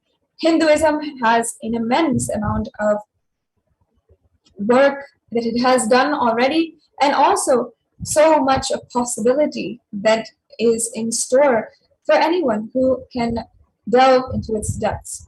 The contributions of Hindu nations to the world has given the world the best of mathematics, arithmetics, has given the world the best culture, the most colorful culture, in whether it comes to fashion and jewelry, or whether it comes to dance and art, and other forms of art as well. And of course, even Sanatana Hindu Dharma has given the best to the world in terms of social, judicial, political, or legal systems, being the first and the source of Hindu democracy. However, we'll see later in this segment how every single one of these contributions to the world was systematically turned around, twisted, and absolutely silenced. Today, we don't connect the contributions of Sanatana Hindu Dharma even to Sanatana Hindu Dharma. It is not a part of our Hindu identity. We don't feel pride about it, and we don't remind ourselves about it, nor do we feel an obligation, a responsibility that we must protect it in order to fulfill our responsibility for our own selves, our families, and for the community, and for the whole world itself. We don't see the very basic that Hinduism does have the solutions for today's world problems and issues, and Hindus therefore are missing out in completely being deluded by Maya, as Devi Parashakti has revealed. And this is where we had turned into reluctant warriors, criminally negligent Hindus. If we today do not stand, it will be the same thing again and again. So today, let's take a look at the destruction of Hindu civilization, remind ourselves of our past, and reclaim our Hindu identity. Let's start with phase 1, the Islamic invasions. This is from 800 to 1700 AD, the physical destruction of a Hindu civilization. Will Durant, in Story of Civilization, Our Oriental Heritage, had said that the Mohammedan conquest of India is probably the bloodiest story in history. The Islamic historians and scholars have recorded with great glee and pride the slaughter of Hindus, forced conversions, abduction of Hindu women and children to slave markets, and destruction of temples carried out by warriors of Islam during 800 AD to 1700 AD. Millions of Hindus were converted to Islam by the sword during this period, and millions more were raped and murdered and dismembered. And there are so many descriptions of the brutality, the vulgar nature of the attackers against Hinduism and Hindus on them. descriptions that can really make you queasy, make you really remind ourselves of what the torture that Hindus have been through and what we have withstood. In fact, an example is a record from Abdullah Wasaf, who had said that describing the Islamic law prescribed by Hindus is conveyed by Alauddin Khilji by one of his qazis or legal advisors. In this time, they had actually described that Hindus are like mud. If silver is demanded from them, they must with greatest humility offer gold. If a Mohammedan desires to spit in a Hindu's mouth, they should open it wide for the purpose. God created Hindus to be slaves of Mohammedans. The Prophet hath ordained that. And if the Hindus do not accept Islam, they should be imprisoned, tortured, and finally put to death, and their property confiscated. To keep the Hindus in abasement, it is especially a religious duty because they are the most inveterate enemies of the Prophet. You're seeing a photograph or a portrayal here of Hindu women forced to wear garlands made from the bodies of butchered children. This is the reality of our past, of the torture that Hindus have been through. And it was a genocide before the genocide was even recorded. It was a destruction of a civilization that started the brutality against so many indigenous traditions. In total, the Islamic invasions had recorded more than 200 million Hindus slaughtered by Muslim invaders, more than 100,000 temples destroyed, and 1 million deities and sculptures destroyed. In a quotation by Kanhadade Prabandha, who says, the conquering armies burnt villages, devastated the land, plundered people's wealth, took Brahmins and children and women of all classes captive, flogged with thongs of rawhide hide, carried a moving prison with them, and converted the prisoners into obsequious Turks. And this is just a glimpse into the truth of what the Islamic invasions had done. Much of the impact is still there today. The libraries that were lost, the gurukuls that were lost, the destruction of the Hindu universities, everything started from this time period of physical destruction of the Hindu civilization. And after that, it was perpetuated by the most cunning and strategic way to enslave an entire civilization by the British occupation of India. A time was actually more aptly called the enslavement of the Hindu civilization. This was from 1700 AD to 1947. And this was the economic and psychological destruction of Hindu civilization. In another quote from Will Durant, who says, I have seen a great people starving to death before my eyes, and I'm convinced that this exhaustion and starvation are due not, as their beneficiaries claim, to overpopulation and superstition, and to the most sordid and criminal exploitation of one nation by another in all recorded history. You can see photographs here, or a photograph here of the starving people who are dying because of the famines induced by the British occupation in around the 1800s. And there was a series of engineered famines over the course of years, but it starved to death 45 million people. However, only until recently was this even recognized as an engineered famine and not a famine that was by natural causes or by exhaustion or by overpopulation or superstition, as the beneficiaries or the ruling parties of the British occupation at that time had been claiming. It was the Bengal famines which the British had employed in order to psychologically destroy an entire civilization. By starving people to death, by literally denying them their most basic right to live and survive without food, they were living and they were absolutely destroyed physically and psychologically. The worst kind of death that you can experience. And this was one of the ways, the possible means to destroy the Hindu civil and cultural institutions, and all in order to delegitimize and demoralize the indigenous peoples of India. And among many strategies, this famine was one of the worst, most inhumane things done against a certain ethnic population. Other things that was employed against Hindus were like discriminatory laws to instill feelings of racial inferiority, which was common among all indigenous traditions, annexed Hindu kingdoms to undermine native rule, mistranslated Hindu scriptures to instill anti-Hindu narratives, destroyed indigenous political system, and destroyed the local industries and forced importation of British goods. Each and every one of these is a cunning strategy, an elaborate plan in order to break the back of a whole civilization and ensure that they're never able to stand up on their feet again. We'll see in the next phase of the whole persecution and Holocaust against Hinduism, how the effect, the flavor of the British occupation in India is still existing until today. In fact, there's $45 trillion looted from India, 45 million Hindus who died due to famines and poverty, and 680 native kingdoms usurped by the British Raj. Shashi Tharoor of the Indian Parliament had even commented that the British came to one of the richest countries of the world. Over 200 years of exploitation, looting, and destruction reduced it to a poster child of third world poverty, which is the worst thing is that today Hindus and Hindu background and Hindu civilization, especially in India, are seen as a representation of what does poverty look like and what does violence look like. But all of these are narratives that were induced by the British occupation of India. And that brings us to phase 3, the secular India. In 1947, there was the so-called partition of India, where the British Empire had left India and they were no longer ruling. However, they left behind much of their attitudes and had left behind an imperial policy that their trusted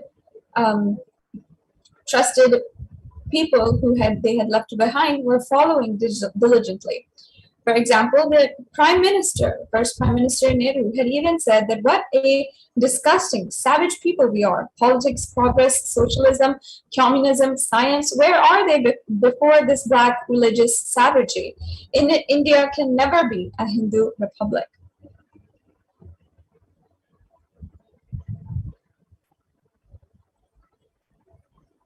And this is the same mentality that has followed so many generations after generations and has given birth to modern day anti-Hindu narratives.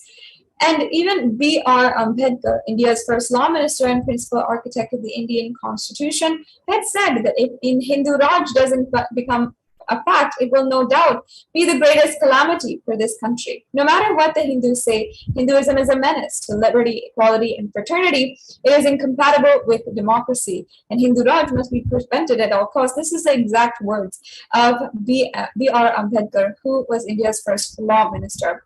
And as I was saying in the beginning of this segment, that democracy was actually sourced from Hinduism itself. There's so many references of equal right to vote between genders, between all castes, being exercised in the Hindu civilization before any other civilization on planet Earth. The modern Indian legal system and the academia and the media all systematically undermine, suppress, and delegitimize Hindu institutions and culture. For example, India's constitution established governmental control and taxation over Hindu temples, schools, and other religions are free from interference. Articles 26 to 30 of India's constitution discriminate against Hindus by giving special rights and benefits to non-Hindus, government benefits, scholarships, etc. Hindu kingdoms and self-governance was abolished, and superstition laws were passed to criminalize Hindu practices, and mainstream Indian academics describe Hindus as sexist, racist, backwards, and oppressors. And of course, negative media portrayals of Hindus in Bollywood continue to perpetuate the negative narratives of Hindu lineages, Hindu people, and Hindu ideology. And we're seeing that in power even until today. We're seeing how much the anti-Hindu narrative is playing its game and ruling the minds of the next generation. and taken away so many people. Media narratives used to stereotype and demoralize Hindus. We all know that a media is a very pivotal and has a extremely influential role in the shaping of a human consciousness, and of course also furthering political agendas. Racist British colonial stereotypes portraying Hindus in a superstitious, backward, dishonest, and corrupt way are perpetuating the brown British successors, and in modern India are unabated, are continuously being spread and funded, invested in by large anti-Hindu incorporations, as well as other forms of and institutions in power. And this is going absolutely unchecked by different kinds of people who are responsible, primarily us Hindus. We are responsible for the way that Hinduism is dwindling in population and across the world, is the fastest dying religion in the world, and we are responsible for our next generation not even knowing any kind of benefit, any kind of value in this Hindu scriptures and Hindu teachings. We are responsible for it if our family members, or if our next generation, or if our friends or family who are Hindu, who are born Hindu, but are not practicing Hinduism and seeing the value of Hinduism.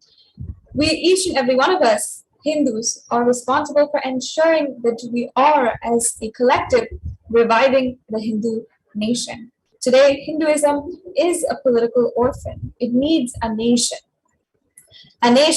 where the practice can be protected, where the population is protected, the right to practice, the right for our beliefs is happening, and we can live without fear of continuous character assassination or illegal arrest or persecution or being victims of rape, sexual abuse, or genocide. Swamiji is a foremost leader of the creation of the revival of the Hindu nation, and he is standing for a bold vision for a Hindu civilization happening on planet Earth once again. Swamiji beautifully says and declares to the world, during the time of the Mahabharata, we Hindus had 56 deshas or countries, 200 states, 1,700 samsthanas or provinces, and 10,000 sampradayas. In all 56, we Hindus are persecuted, and the last one to fall was Nepal. I am the collective voice of all the persecuted Hindus. I will revive and rebuild a Hindu nation built on Vedagamic principles as a refuge for all practicing and aspiring Hindus, a safe haven for all persecuted Hindus. This is a direct quote of what Swamiji has said, a bold, courageous vision of integrity of Hindus and Hindus all over the world coming together in order to revive Sanatana Hindu Dharma. This revival of KAILASA, the Hindu nation, is for reviving the whole life of enlightened civilization and all the great things it has to offer to the world. Living a civilization of the Ram Rajya and the Hindu kingdom led by Yudhishthira, bringing legitimacy to all of the offerings of Sanatana Hindu Dharma and sharing it with the whole world is the purpose of KAILASA, the Hindu nation. Hindus ourselves, we have to be proud that we are inheritors of this Hindu knowledge, tradition, and culture. We, each and every one of us, has in our blood itself the secrets to the whole universe, and we are able to access this with our scriptures, with our community, and with everything that our ancestors have done in order to protect and to revive this culture for the future, for us to enjoy. In KAILASA, there is a revival of cosmic constitution. KAILASA is a model nation of how an enlightened civilization should be living and administered. Politics, judiciary, education, economy, everything will be revived. As Paramashivoham revealed in Vedagamic scriptures, in Sanatana Hindu Dharma's scriptures. This will be the place on earth where there is sovereignty for the ultimate wisdom of Sanatana Hindu Dharma, and the rule of the cosmos will rule the land as well.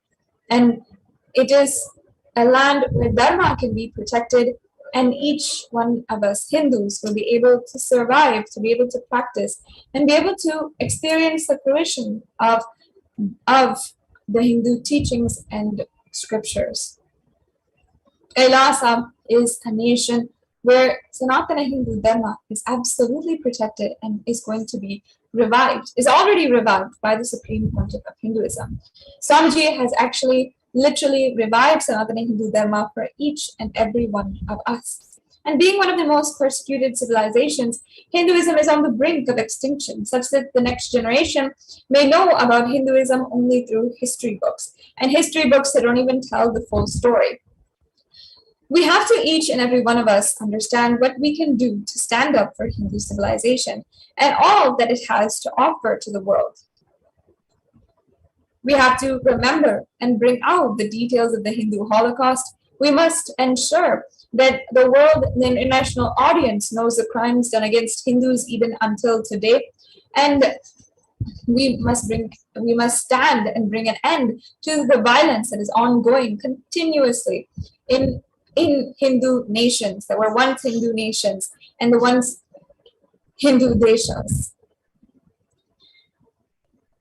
Today, Hinduism is a political orphan, and the preservation and restoration of Hinduism's spiritual and cultural heritage is impossible without a national identity. We can give you examples of so many laws which it discredits and illegalizes, criminalizes Hindu practices, rituals, and Hindu sentiment. We are always blocked by, in some way or form, an institution in power which is anti-Hindu in every nation which was once Hindu. There is no place on earth where Hinduism can survive. Only in Kailasa it is actually surviving, it is actually protected, and will be a place where this sacred science and the spiritual sciences of Sanatana Hindu Dharma rule as the sovereign of the land. This is time that we, each and every one of us, has to reclaim our Hindu identity. And no, you don't have to be born Hindu in order to have Hindu identity. You just need to recognize that the best of this world, the best of what each and every one of us know in our society, in our knowledge, in our education system, in every single field, is inherently Hindu, and the source is Hinduism. If we today, as Hindus, are happy, if we're feeling that we are respected in society, if we're feeling that we are stable, we have a stable family, if we're feeling that we are financially well off, we're wealthy, and we're rich, if we are having the abundance of health, or we have at least the resources to take care of our health, it is because of Hinduism. Hinduism is responsible. Hindu identity is responsible, and Hindu scriptures are at most responsible. It is the Hindu scriptures that gave us the best mental setup.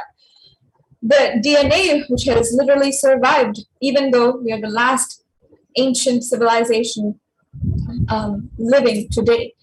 All the best things we Hindus have is because of the Hindu scripture. And if you already notice, Hindus are among the most educated religious group in most countries outside of India. And especially, we also have an example of in the United States, how the Hindus are the most educated religious group. And as well, the religious group that has the least divorce rate,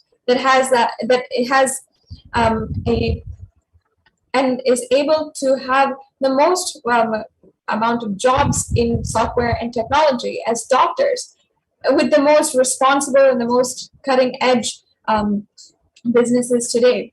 Hindus are the richest and most successful ethnic community in the world.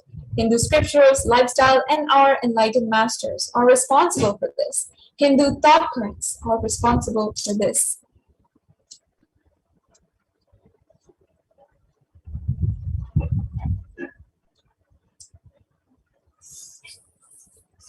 And if we today are seeing a dwindling Hindu population, if we are seeing and continuously bombarded by anti-Hindu attacks, it is not just because of anti-Hindu elements being active. It is because we responsible Hindus are inactive. It is responsible. And it is we who are responsible for this whole destruction of Hinduism. Let us take responsibility now for Hinduism and let all Hindus all over the world reclaim our Hindu identity. Our Hindu identity means reminding ourselves of what it means to be a proud Hindu. But that we know that the stability that we have, that the health and the wealth and the beautiful relationships that we have is because of our upbringing. And that upbringing is a product of our ancestors and their hard work to protect Dharma, to ensure that integrity, authenticity, responsibility, and enriching our flourishing core principles of our entire civilization. And it's our responsibility today that even if we have forgotten, to remind ourselves and at least now begin again to revive this ancient knowledge system and protect these sacred sciences. It is our responsibility as Hindus. And you can today ensure that you are taking up responsibility, that you can become a part of this revival.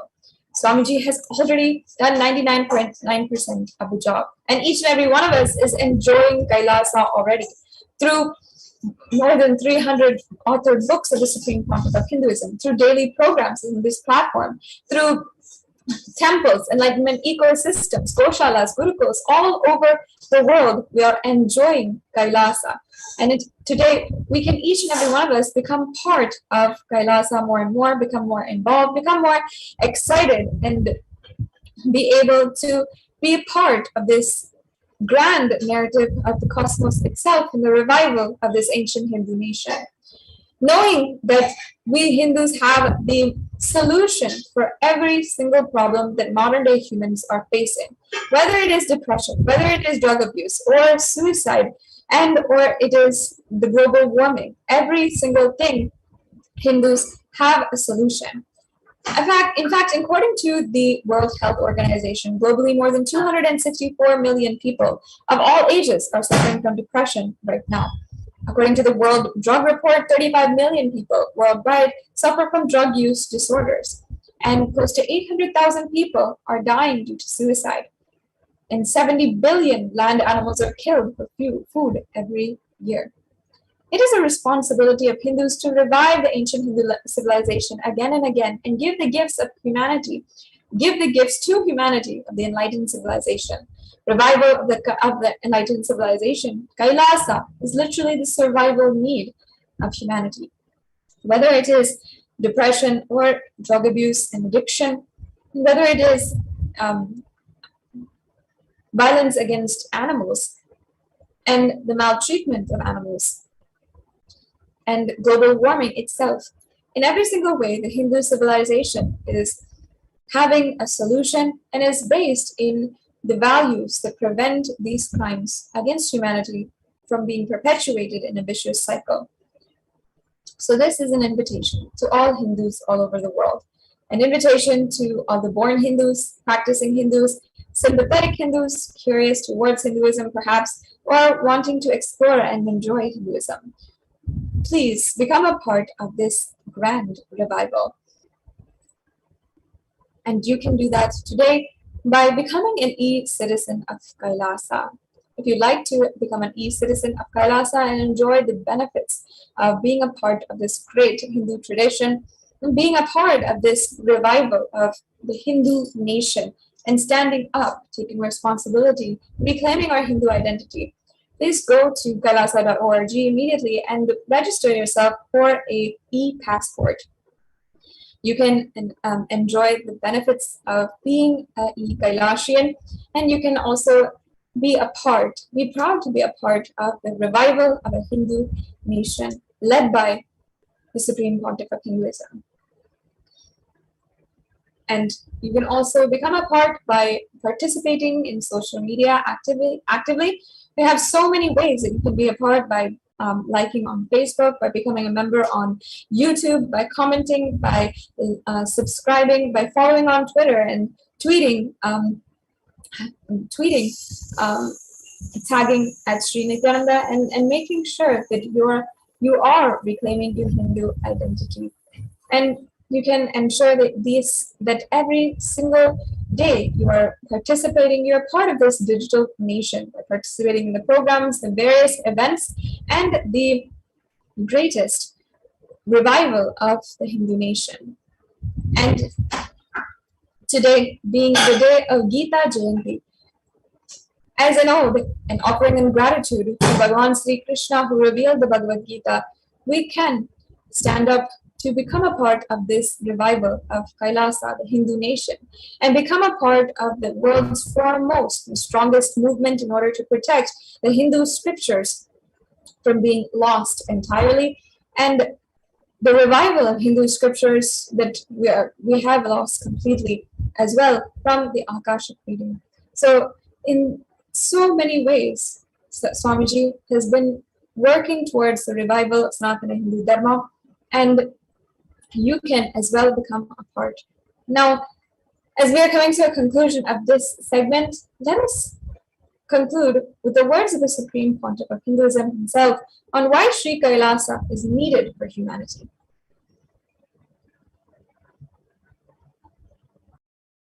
I have incorporated this Kailasa, nation without borders. Kailasa, nation without borders. In a way, I can say whole universe is the Kailasa.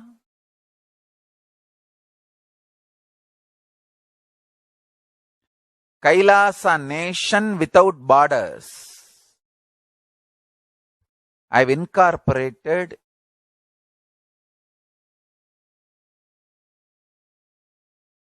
in multiple countries.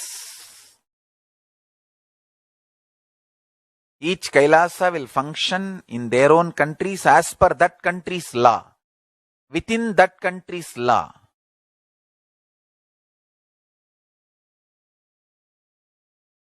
Understand? The Kailasa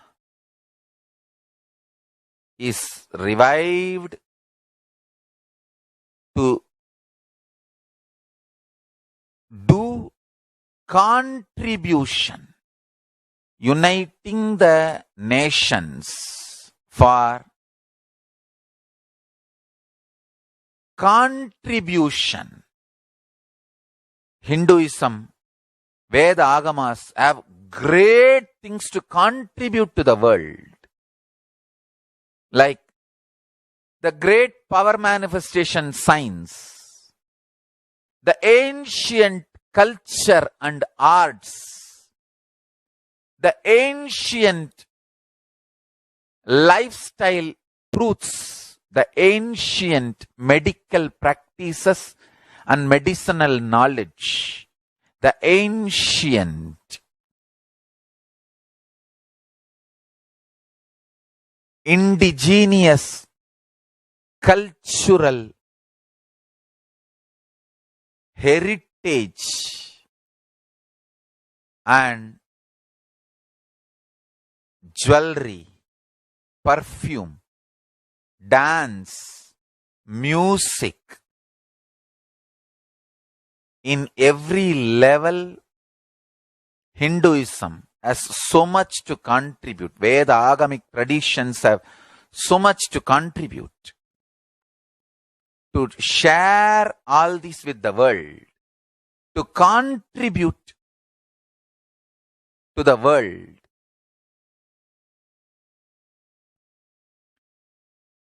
Hindus need to tell the world what they are contributing in every level. The brand of Hinduism itself is enriching and empowering and enlightening. Hinduism is all about enlightening the world. Empowering, enlightening, enriching the world. Contributing.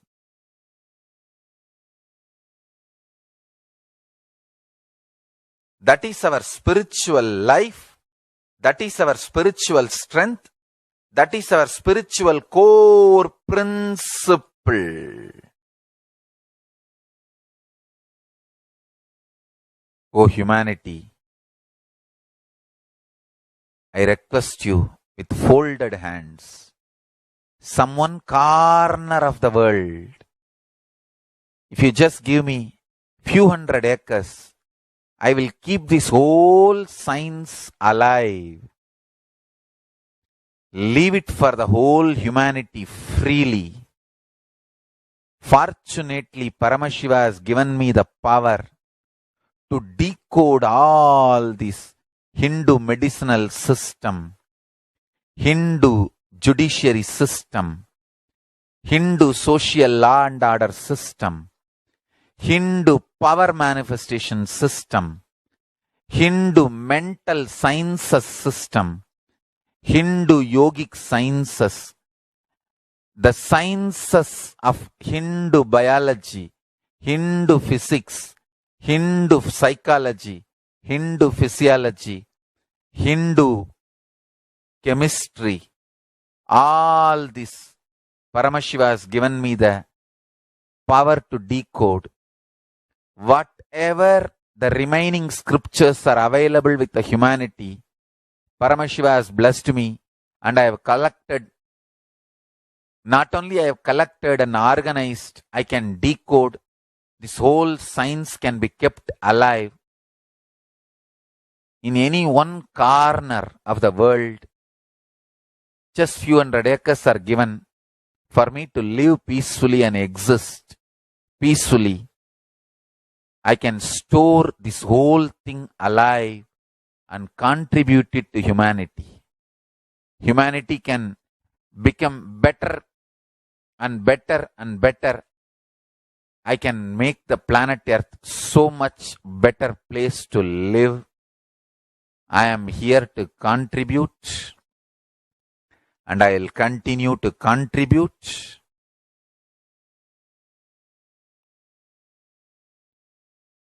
As long as I am allowed to live, I will contribute. I have collected all the remaining available scriptures, maybe 2 crore books. 2 crore means 20 million, I think, books on Hindu physics, Hindu chemistry, Hindu biology, Hindu physiology, Hindu psychology, Hindu law and order, Hindu social system, the power manifestation sciences of Hinduism, yogic sciences of Hinduism. I have collected, and Paramashiva has given me the blessings and power to decode. I have decoded and continuing to decode them. If the humanity, somebody is kind enough to give me few hundred acres in one corner of the world and let me live peacefully, I can keep all the scriptures there and go on sharing with the world, revealing this whole sciences to the world, and go on contributing. I don't need anything other than 1 cup of curd rice every day. That's all. A cup of curd rice per day over. I can go on be giving this to the world. I can add to the world. I can make the world better place to live. That's all I have to say.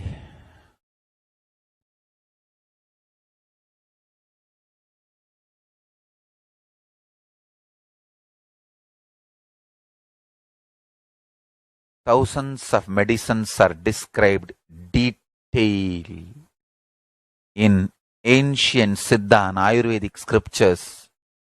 Paramashiva has given me the power to decode them, read them, and properly translate and map them to the modern day human language. And I am ready to work 20 hours a day. I just need few hundred acres where I can sit peacefully and keep this library, run a Gurukul where thousands of people can learn this and share it with the world, understand.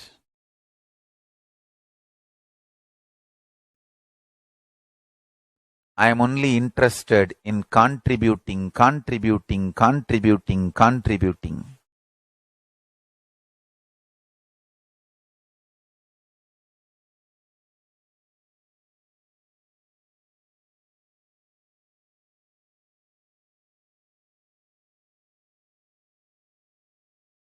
If we can decode all this great knowledge, whole world can prosper from this knowledge. Whole world can enjoy from this knowledge. If I prosper, I will only create a university. I will not create anything else. If the Hindus prosper, they will only create education institutions. Because Hinduism is all about giving, contributing. If I prosper, I'll create university, that's all. Kailasa is all about university, to decode the ancient sciences and share with the world. Understand? Every day I am sitting and going on decoding, writing notes on my books and writing details on my books. Whether it is making human beings manifest powers, and I have also now started downloading and decoding the science of making animals manifest powers. Whether making people manifest powers or healing,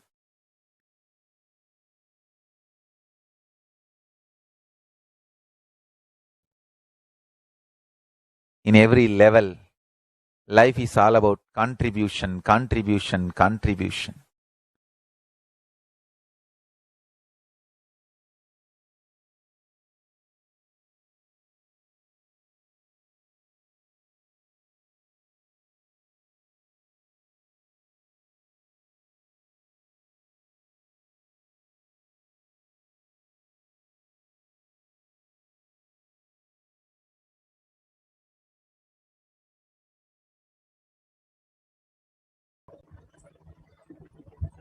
Yes.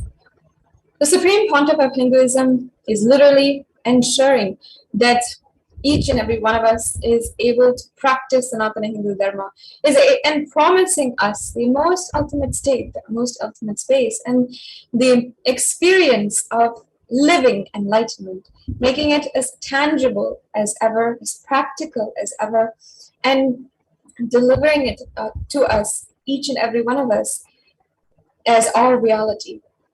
And not only in a spiritual sense, but in a very, very practical, theological manner. The Supreme Pontiff of Hinduism is ensuring that Sanatana Hindu Dharma is protected and Kailasa is revived. And Swamiji has done already the 99.9% of the job of reviving Kailasa. And the cosmos orchestrated this whole advent of the avatar landing on planet Earth today for each and every one of us. And today, now unraveling this grand Leela of the revival of Kailasa for each and every one of us to be liberated and enjoy, celebrate with existence. So each and every one of us can become a part now. I invite you once again to become a part by joining as e-Kailasha. You can register at kailasa.org. And as well, you can like, follow, subscribe on all the different social media platforms, on Facebook, Instagram, Twitter, or on YouTube, and be able to become a part of Kailasa. And also, if you would like to be a part of this intense, immense revival of Sanatana Hindu Dharma that the Supreme Pontiff of Hinduism is doing, then, and you'd like to offer whatever you want to, you can do so through the e-Hundi or through the YouTube Super Chat right now. And YouTube Super Chat is available for any of the YouTube members who are there who can chat and who want to offer any amount as a part of this grand revival of Sanatana Hindu Dharma. And do your part, whatever you can today, right now, for being a part of this revival. You can also use the gateway kailasamailer.com/sevas, and you'll be able to make a donation if you'd like to for becoming a part of this revival. You can make a donation at your will, at how much ever is your comfort, and it doesn't need to be too much. Doesn't need to be it doesn't need to be a substantial amount. It can only be whatever you can do right now, whatever you feel you want to offer out of your gratitude and to be a part of this revival.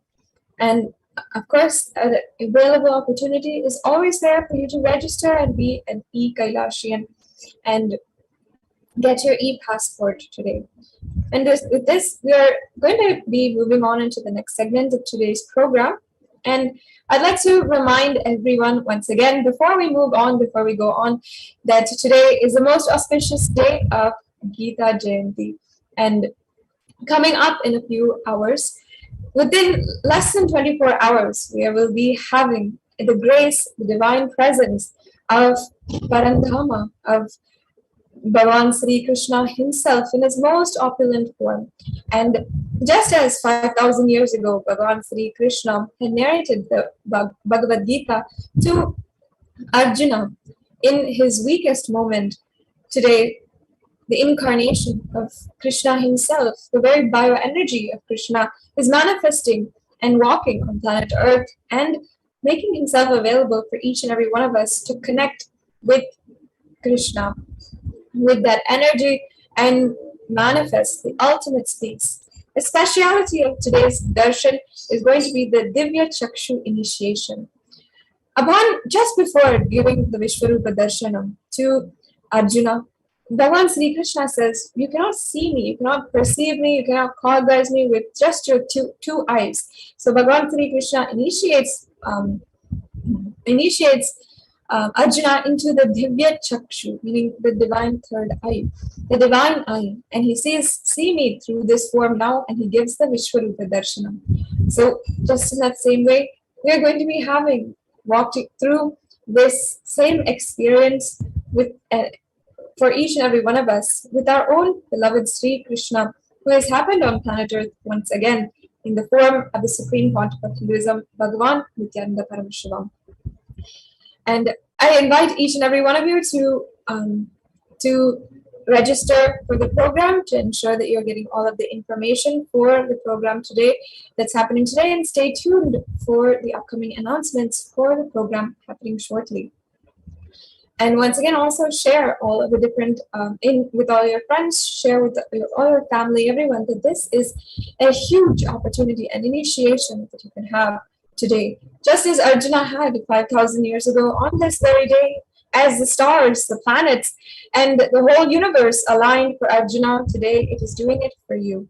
So make sure that you are registering and you are getting ready for the Divya Chakshu initiation and for the Parandhama Vishwarupa Darshanam. So with this, we'll be taking a short break, and we'll be getting back to you after a short break to continue today's program.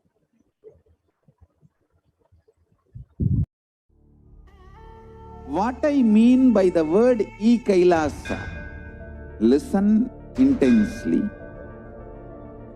Enlightenment ecosystem, literally enlightenment itself, in your own home, wherever you are. If you cannot come to KAILASA, it's okay. KAILASA can come to you.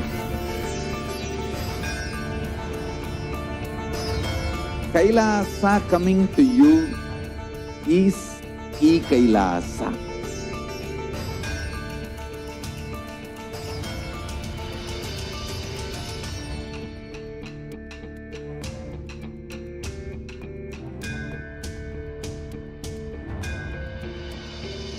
I will revive Hinduism. I am a Hindu revivalist, not by any revolution, but by evolution.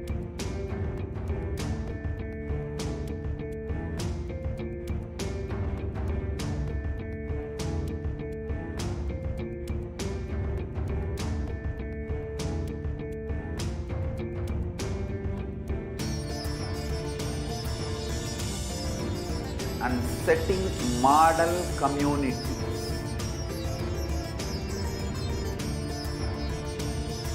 KAILASAs, enlightenment ecosystems, Sarvanyapitas all over the world.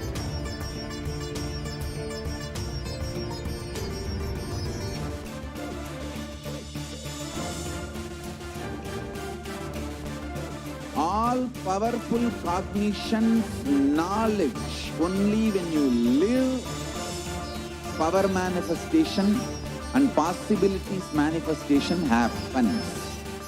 It's a fundamental truth.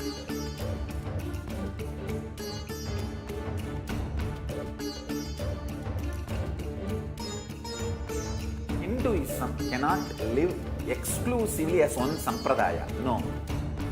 All sampradayas of Hinduism is an ecosystem.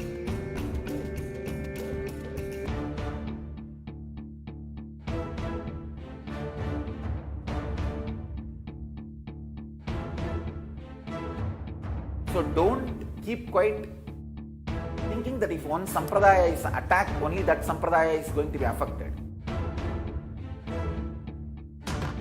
All of us are ecosystems.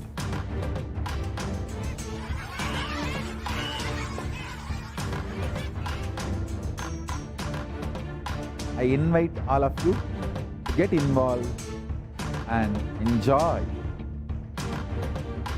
Hinduism by the principle of Dharmo Rakshati Rakshitaha.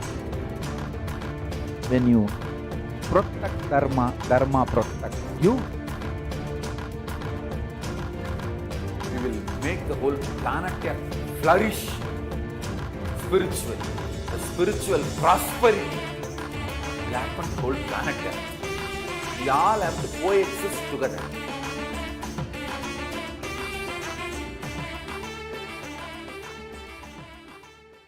Just be alive for next 3 years. Don't die within next 3 years.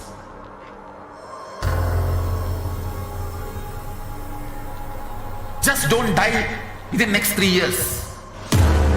Be alive. Somehow be alive. I'm working sincerely. I will reach you somehow. Somehow I will reach you. It's my commitment to humanity.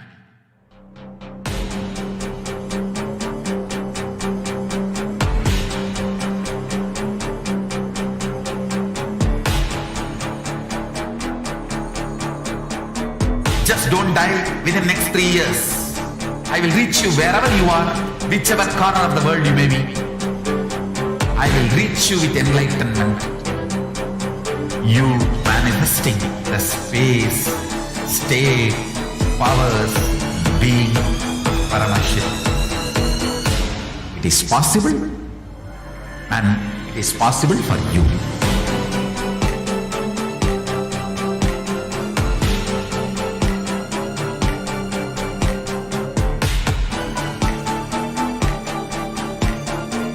Paramashivoham will reach you with enlightenment science. I know he is going to do the job. Just be alive for next 3 years. Nothing else.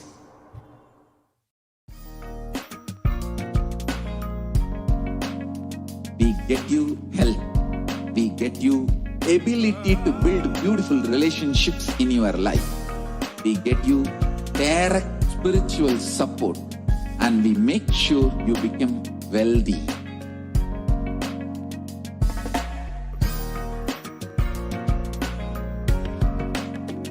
We won't stop giving you just good life.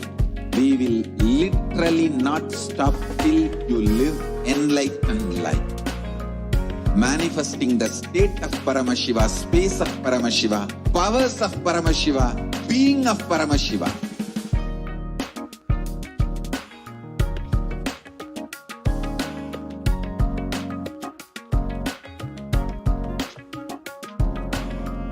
Whole world should become e-Kailasian.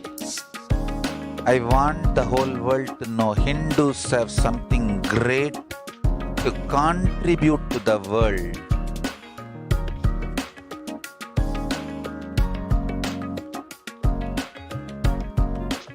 We have something great to contribute to the world. Let us do that.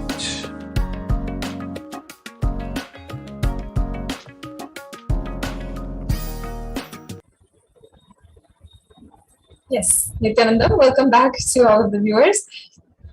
Now, I was just talking about Gita Jayanti, and we are celebrating this auspicious day of Gita Jayanti today. So, and in just a few short hours, we're going to be commencing the program for Gita Jayanti and our journey to experience the Vishwarupa Parandhama Darshan, or the Parandhama Vishwarupa Darshan. And Mashri was asking where to register. Thank you, Ma, for commenting. We can make sure that you stay tuned for the updates on the social media platforms of KAILASA and the Supreme Pontifical Hinduism, and the links will be made available for you to ensure that you are joining the program wherever you are, and you are able to comfortably be settled for the program. So do stay tuned and ensure that you are staying close with the updates on the Facebook page as well as Twitter. You can stay tuned. Now we're going to be entering into the next segment where we're going to be understanding one more revelation of Devi Parashakti. And amidst this huge pralaya that we are ongoing, Devi Parashakti is manifesting for each and every one of us as literally a boat that is sailing us through this pralaya. And in fact, this is referred in many scriptures. For example, the Guru Padaka Stotram. In the Guru Padaka Stotram, composed by Sri Adi Shankaracharya, a powerful incarnation of Paramashiva, the very first verse describes how the Guru Padaka is the boat that helps us cross the Ananta Samsara Samudra, the endless ocean of samsara, or the seemingly endless ocean of samsara. And I'd just like to chant that verse in remembrance of the great sacred sentiment of the Guru Padaka.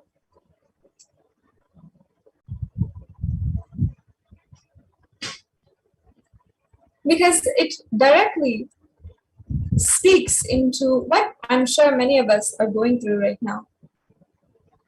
Ananta samsara samudradara naukaitabhyam Sri Guru Bhakti Dabhyam Vairagya Samrajada Pujanabhyam Namo Namaha Sri Guru Padukabhyam. This verse means salutations to the sandals of my Guru, which is the boat which helps me cross the endless ocean of life, which endows me with a sense of devotion to my Guru, and by worship of which I attain the dominion of renunciation.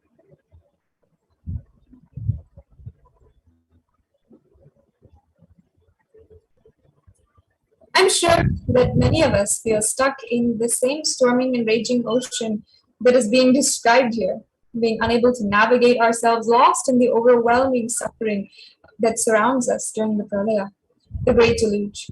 Our loved ones are dying due to the pandemic, our homes are being destroyed due to natural disasters, social institutions are crumbling, and the whole humanity is desperate and in dire need of hope. It's at this time that the Supreme Pontiff of Hinduism, the incarnation of the cosmic superconsciousness, out of his love and compassion, and having taken the spiritual responsibility for uplifting the whole humanity and giving the superconscious breakthrough, is manifesting as Devi Parashakti, the cosmic mother, guiding us, healing us, giving us the assurance that she will be there and that she will literally be the boat that sails us through this pralaya. She is manifesting and answering all of our prayers, granting us boons, and she has not just attended to each and every one of us individually, as you might know. Devi Parashakti has attended to us as a humanity at large.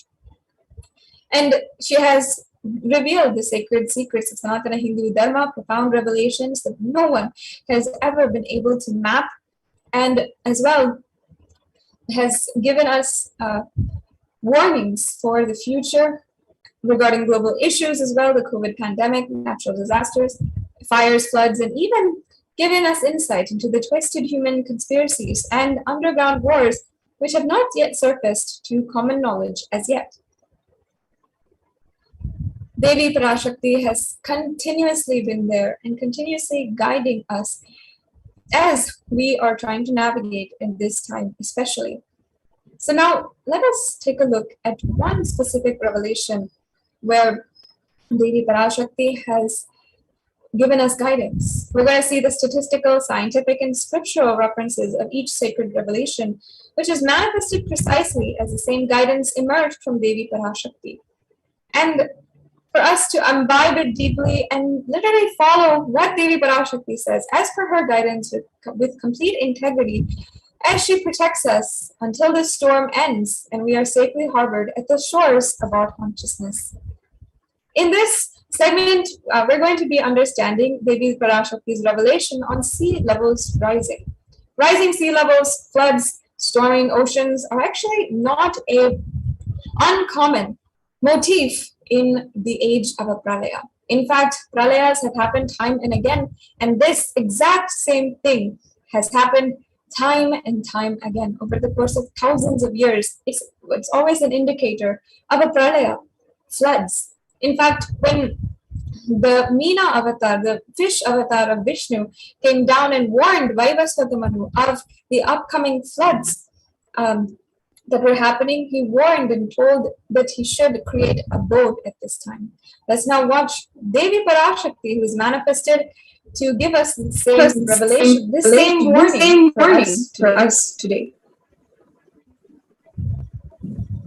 Om. Andreas Kal.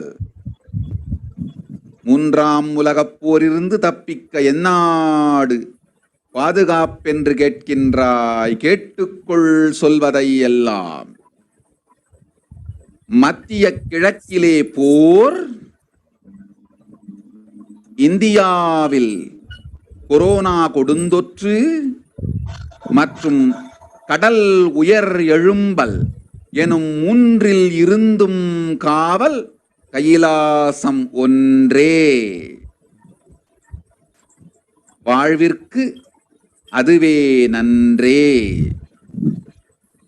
முடிந்தால் வந்து சேர்ந்திடு. ஓம் ஓம்.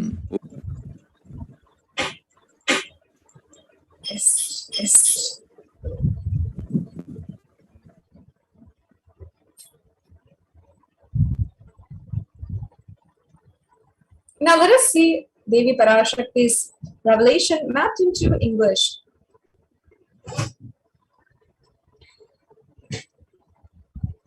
What Devi Parashakti has revealed to us and what she is warning us right now.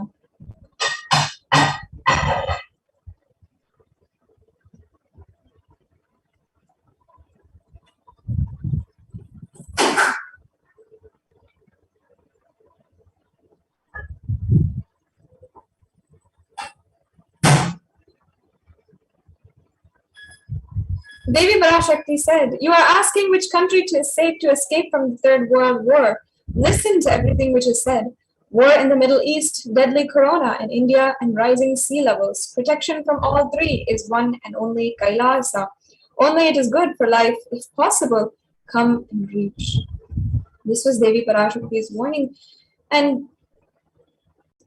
her cry to ensure that each and every one of us are protected at this time, and making sure that we are taking heed to her warnings. Within just a few months and weeks, we saw how Devi Parashakti's revelations were coming true and were literally coming true, happening exactly as she has revealed. In fact, for this particular revelation, on the 19th of May 2021, while answering one of the prayers of the devotees, Devi Parashakti had warned about sea levels rising and the cascading effects of climate change on the the climate change crisis on humanity. And exactly on the 20th of May, the biggest ever iceberg broke off, which was 70 times the size of Manhattan, posing a huge threat to humanity and causing sea levels to drastically rise. So now let us see the scientific articles about the sea levels rising.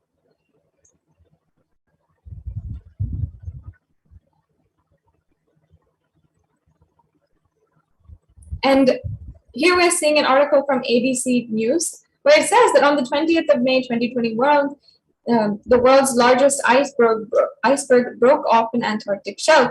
It says in the article that an enormous chunk of ice bigger than Rhode Island has broken off an Antarctic ice shelf, according to the European Space Agency. The floating mass covers more than 1,600 miles, making it the largest iceberg in the world. And this, of course, has contributed greatly to the rising sea levels. And we're seeing here a projection of the rising global mean sea levels by 2300, so 300 years into the future. You're seeing an accelerated rate. You're seeing the global mean sea level rising, the projected rate also accelerating. And it says here that scientists use representative concentration pathways to calculate the future projections based on near-term emission strategies and their expected outcomes in the future. And this is sourced from Earth Observatory of NASA, where they have collected this data and produced these charts in order to tell us what is the projections of sea levels rising because of global warming.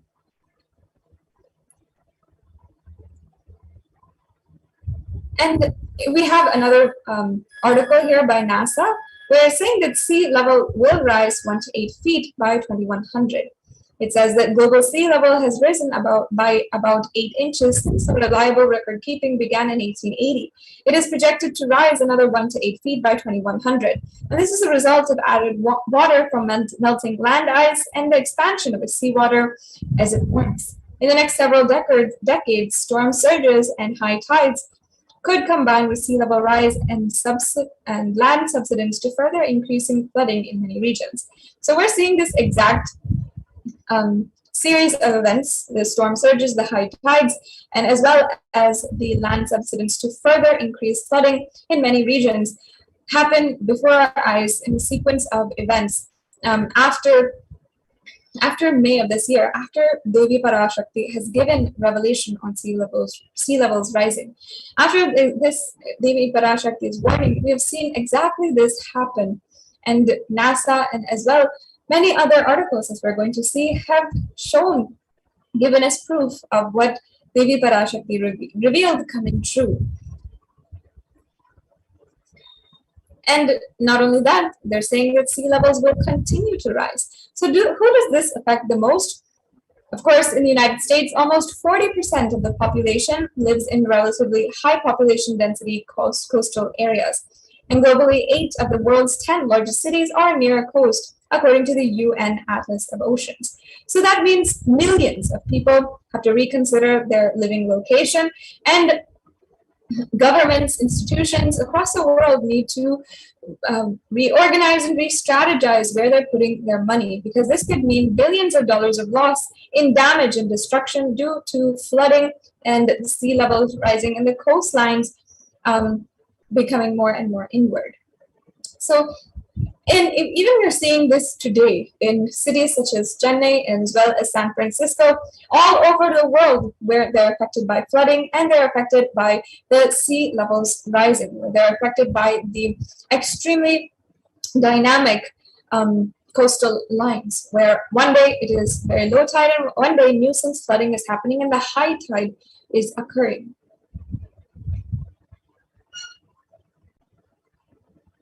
So as you can see, there's a 300 to 900% more frequent nuisance flooding than it was 50 years ago. Higher background water levels mean that deadly and destructive storm surges, such as those associated with Hurricane Katrina, Superstorm Sandy, and Hurricane Michael, push farther inland than they once did. Higher sea levels also mean more frequent high tide flooding, sometimes called nuisance flooding. So what is exactly causing sea levels to rise? One of the most obvious answers here is global warming. It is causing the global mean sea level to rise, and that is in two ways. One, by glaciers and ice sheets worldwide melting and adding water to the ocean, and second, by the volume of the ocean expanding as water warms.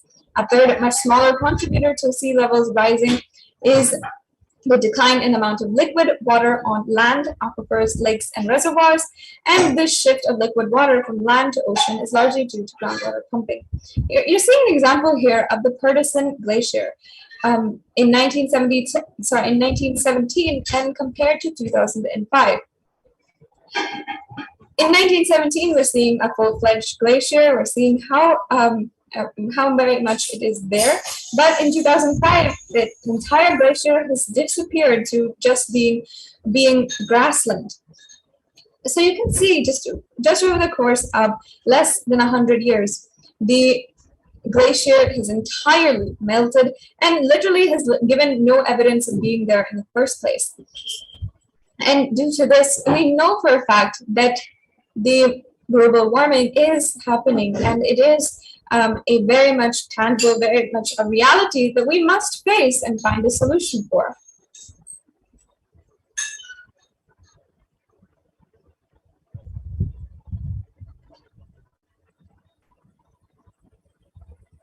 And not only we have seen this reality of global mean sea level rising and the glaciers, the ice melting, but also the pace of the global sea level rising becoming accelerated.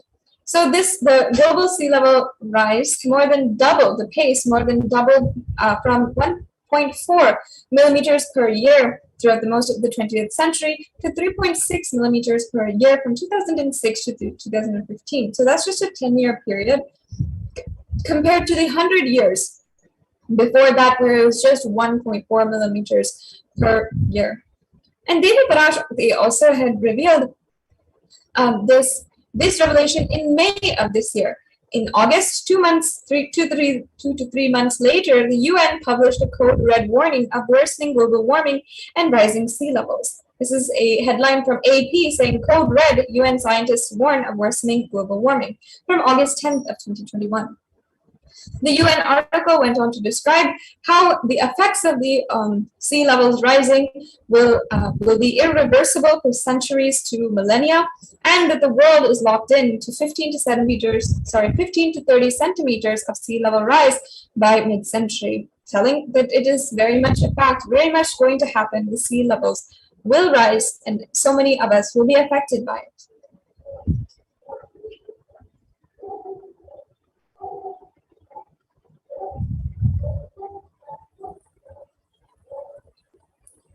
When it comes to global warming, even if we significantly curb emissions, more than a third of the world's remaining glaciers have already melted and will melt before 2100.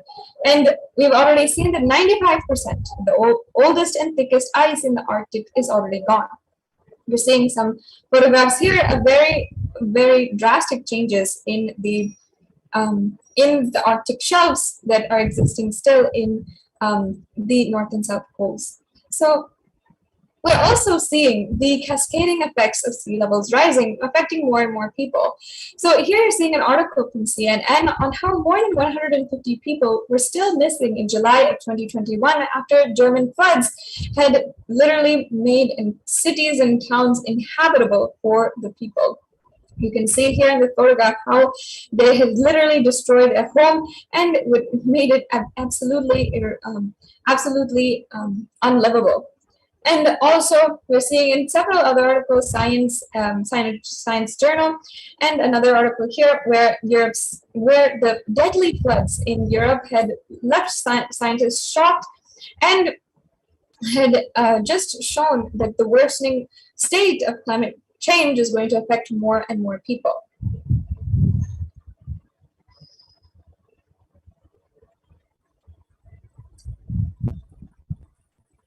Now, we have seen thus far the problem that we have at hand, And the amount of which that problem has really gone out of control, exacerbated to the point of a snowball effect, to the point of us not being able to manage it any longer.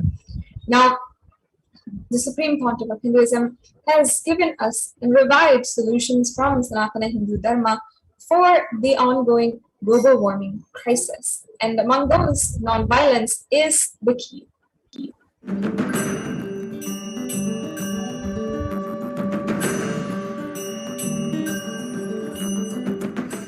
The human beings have become so distanced from the real life, are ready to explore things. We become so far away from, at least I can tell you from my experience, village boy. When I was 5 or 6, I opened all the alarm clocks in my house and I'll set it back, put it back. I don't see all that in the modern day kids. It's all about that stupid cell phone. Involvement with the reality has drastically reduced. Our whole life is nothing but the screen. Whether your love, your relationships, even your sex, everything is limited to that screen. Am I right? Almost. No, almost. Everything has been reduced to that screen. Involvement with the reality has drastically come down. It is so unfortunate, especially the food, the plastic food dumped into your system. See, all the things which you eat, none of them have life. They are all not grown from life. My guru used to tell, please walk without chappal or covering your feet. Whatever grows in that land, eat, because Mother Earth records when you walk without shoes what all the ingredients are missing in your body. She records what you need for your body, nutrients or vitamins, whatever. Whatever is missing in your body, she produces in that food which grows in that land. And eat that and live. It is too mind-boggling concept. I tell you, only after I started doing it, I realized you don't need any external medicine if you know to live with the nature.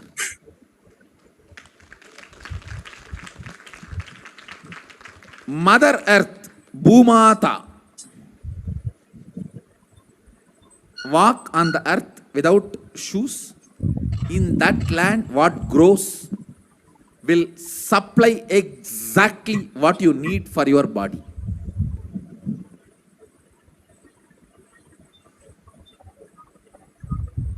Looks too difficult to believe, but after I started doing that, I realized it. Your body does not need any other medicine, anything else. Actually, maybe 2 years before, due to these continuous classes, day and night, and in the night time, the web-based programs for the outside India, all these, my whole eating habits have gone chaos, and no question of rest. It became like a too much on the system. So I had some stomach issues. I remembered my guru telling this, walk on the earth and what grows eat. So I started walking without chappal for a few days. Suddenly I saw in my courtyard a new plant coming up. No seed, nothing, just coming up. I was wondering what is going on. How come suddenly? Between the rocks, actually. Between the rocks, new plant coming up. And one of the devotee Ayurvedic doctor, he said, Swamiji, if you can get this plant and add it in your food, your stomach will be completely healed. I said, where to get?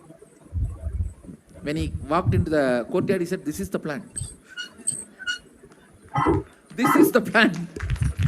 Throughout the campus we searched, we did not find another one. Nobody knows from where the seed has come, from where the plant has come. Understand, it is not that just for me miraculously nature is doing. It is the nature's life. I was ready to play with it, so she showed the miracles to me. Anybody willing to play with her, she shows her miracles to you. Nature is miraculous. If you are ready to play, she shows it. She demonstrates her love, her care. If we go back to the food with life, our life also will start more interacting, more alive, more vibrant, more overflowing. Yes. So as you can see, Swamiji has given us a extremely practical solution to non-violence in order to heal the Mother Earth. Now, let's see a little bit more about non-violence, but Swamiji has spoken on it, and how non-violence is the narrative of Sanatana Hindu Dharma. Swamiji has spoken so much on non-violence, on how non-violence is the core principle of Dharma, and it is the highest principle. Ahimsa Paramo Dharma is also what is spoken in Mahabharata, and what Swamiji has taught over and is how Swamiji is reviving the entire KAILASA. So let us watch this video on how non-violence is the grand narrative of Hinduism.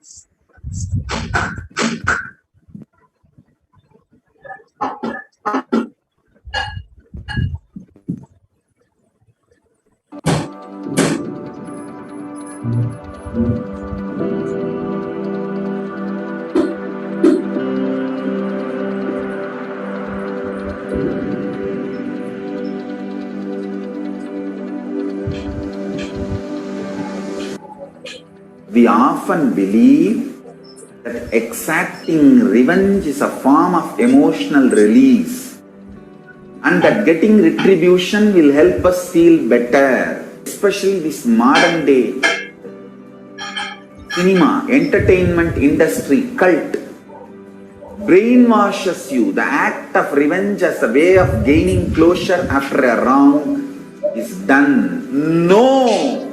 I tell you the truth, revenge has the opposite effect. Revenge is like a korangu sorinjikra mari, ari padangadu. Tamil, they say that monkey feeling itching and scratching itself is never going to settle down. Till that monkey dies, it will not settle down because it will create a wound. And it will not keep quiet with that wound. That same wound, it will scratch more and more. And it will be more infection. Finally, the monkey will die. Orangu sorinjikitadum, nama violence la vidaradum onnu. Understand? Mass media, cult, entertainment industry, TV and cinema, cult is brainwashing you, telling that revenge is heroism, violence is heroism. No, it is not. Non-violence is heroism. I tell you, in every level, non-violence as a strategy. Because see, non-violence makes you realize more and more oneness.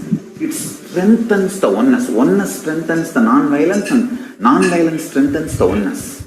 You need to understand the context. Only then you will understand how this Non-violence can be a successful strategy. If you miss one or two components and do it out of wrong context, it will become a mess. It will become a laziness and non-involvement. Laziness and non-involvement is not non-violence. Don't use non-violence brand and tag to justify your non-involvement and laziness. No. That's what Arjuna was trying to do in the Arjuna Vishada Yoga. He was telling Krishna, oh, why should I kill people? Why should I kill people? Let me go away and become a sannyasi.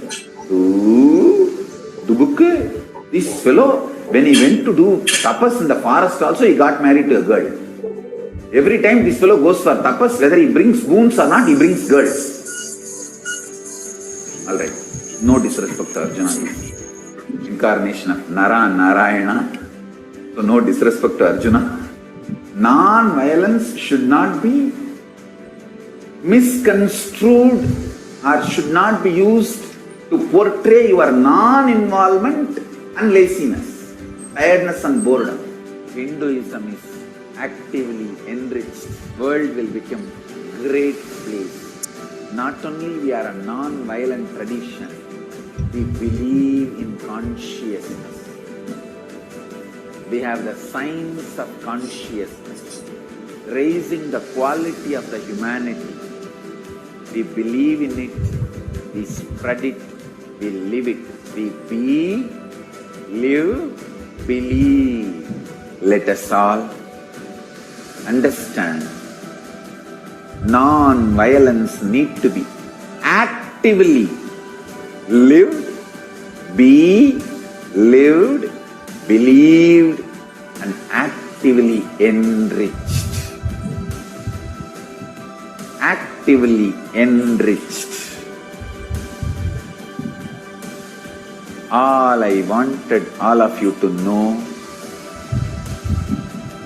what Hindus miss, Sri KAILASA should do Tyaga, to tell the world actively, enrich the world actively about Hinduism. Ahimsa paramo dharmaha. Ahimsa is the highest value as per Hinduism. Ahimsa paramo dharmaha. That is the grand narrative of Hinduism. Non-violence is the grand narrative of Hinduism. We need to tell that grand narrative to the whole world. Actively. Actively we need to tell that grand narrative to the whole world. Ahimsa paramo dharmaha. Tyaga. Non-violence. Unclutching.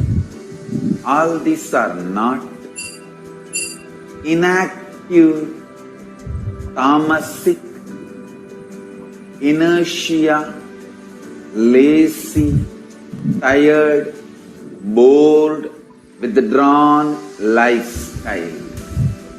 Non-violence means not only you will be non-violent, ahimsa, established in ahimsa, you will actively practice ahimsa and enrich everyone to live ahimsa. You will create an ecosystem where ahimsa can be practiced with integrity. Understand? All the infrastructures needed to keep the non-violence ahimsa alive. Media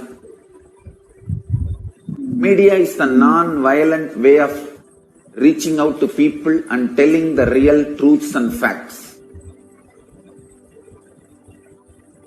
Like media, education mechanisms, everything should be actively filled with the truths, ideas about non-violence, Tyaga,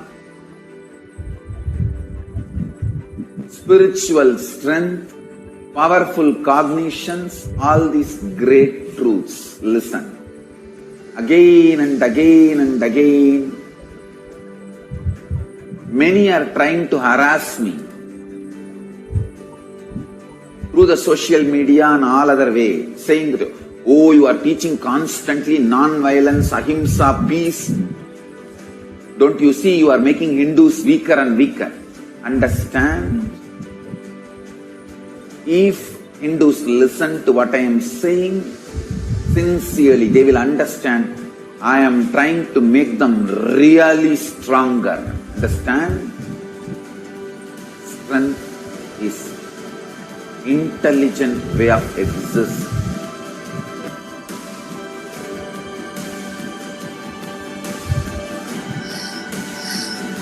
Yes. Today being the very day of Gita Jayanti, it is a most opportune, perfect time for us to observe the highest principle of Ahimsa Paramo Dharmaha, which is ultimately the solution that we can apply for the climate change crisis that we are undergoing as a humanity all over the world.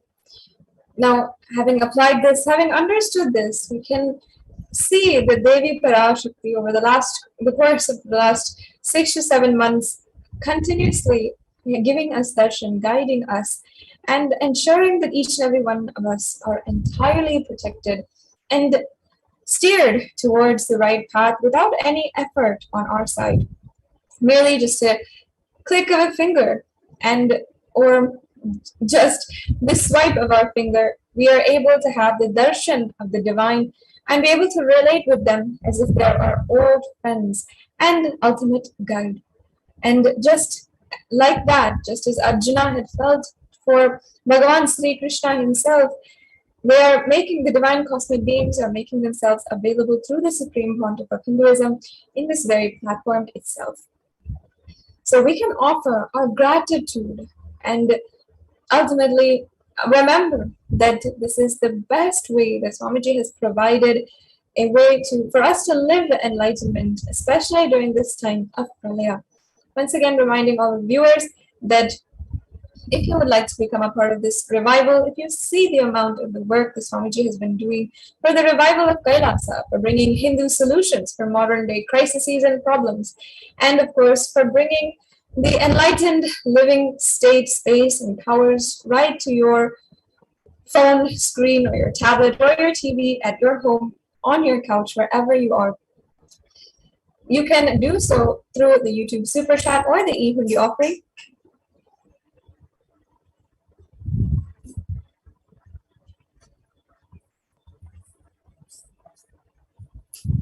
And we can also ensure that we are as well going into offering any one of the sevas that we have available for you to do today for Devi Parashakti out of your intense gratitude. So we'll now be moving on into the next segments after a quick break.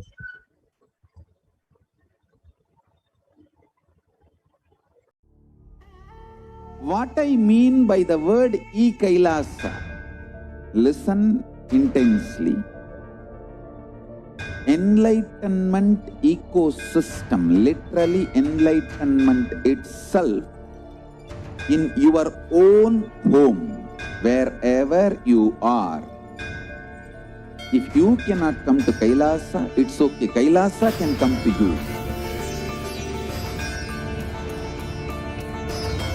KAILASA coming to you is KAILASA.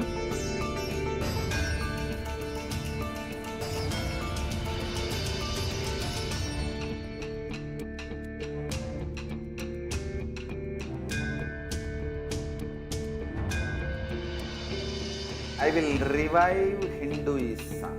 I am a Hindu revivalist, not by any revolution, but by evolution.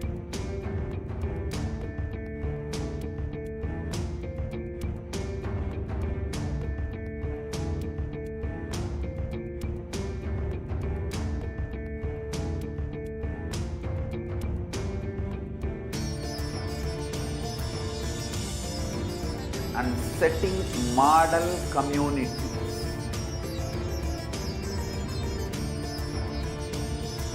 KAILASA, Enlightenment ecosystems, Sarvanya Peethas all over the world.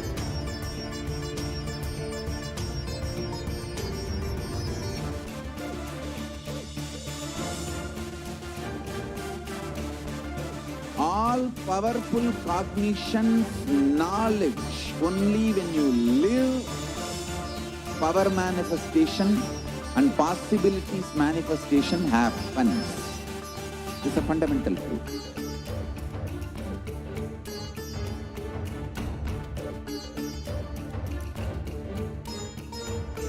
Hinduism cannot live exclusively as one sampradaya. No. All sampradayas of Hinduism is an ecosystem.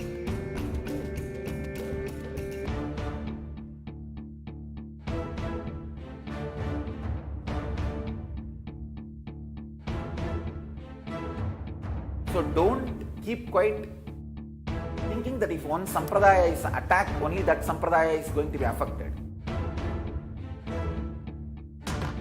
All of us are ecosystem.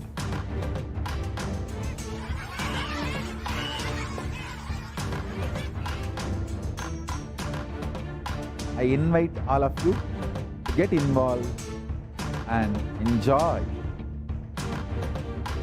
Hinduism by the principle of Dharmo Rakshati Rakshitaha. When you protect Dharma, Dharma protects you. We will make the whole planet flourish spiritually. The spiritual prosperity will happen to the whole planet. We all have to coexist together.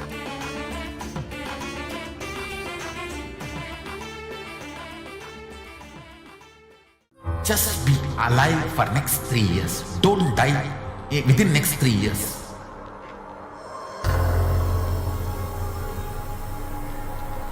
Just don't die within next 3 years. Be alive. Somehow be alive. I'm working sincerely. I will reach you somehow. Somehow I will reach you. It's my commitment to humanity.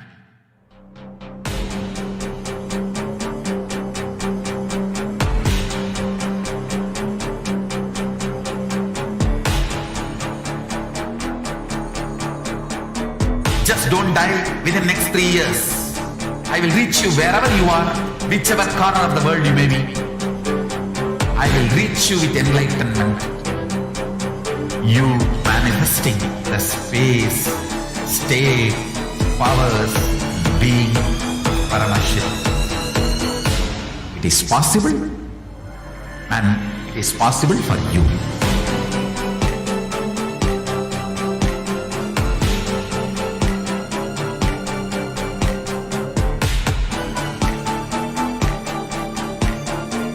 Paramashivoham will reach you with enlightenment science. I know he is going to do the job. Just be alive for next 3 years. Nothing else.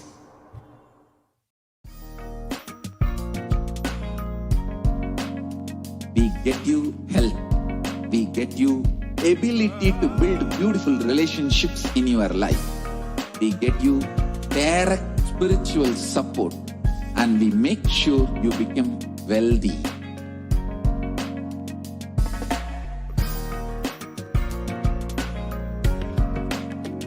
We won't stop giving you just good life.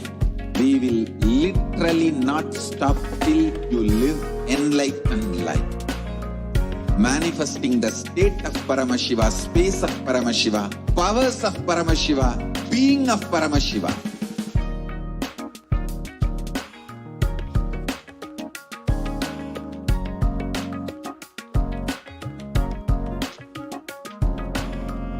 Whole world should become KAILAShians.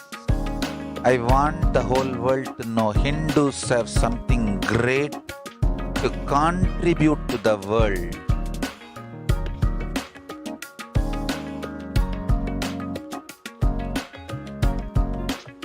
We have something great to contribute to the world. Let us do that.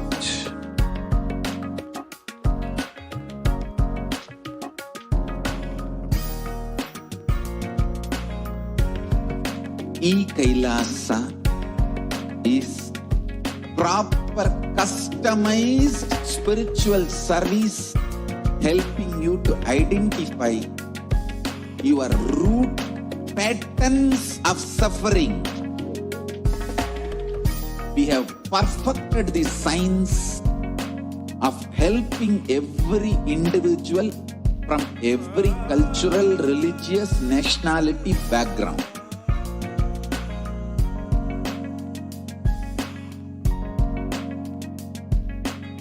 You will have lowest reactionary assumptions, highest awakened response, alive response for life continuously.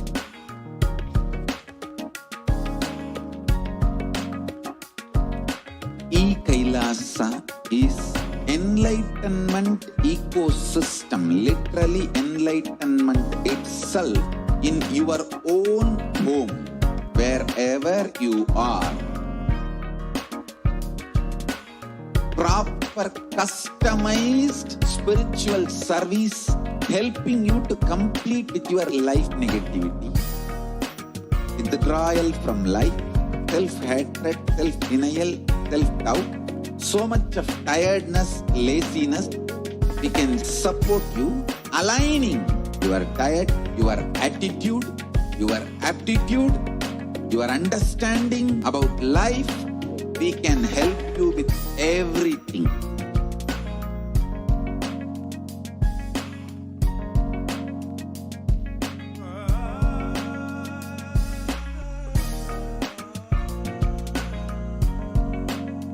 If you are interested in enlightenment, we will immediately bring this to you.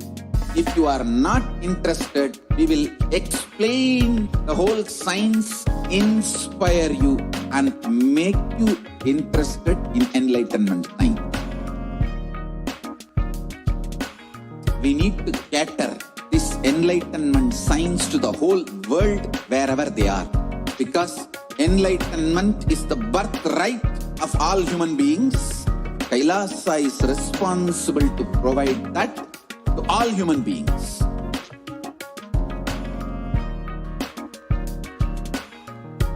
KAILASA is the totality of the knowledge I received from my gurus and practice manifested in my life, perfected by teaching millions of people from all cultures, time zones, backgrounds, genders, nationality, race, from every creed.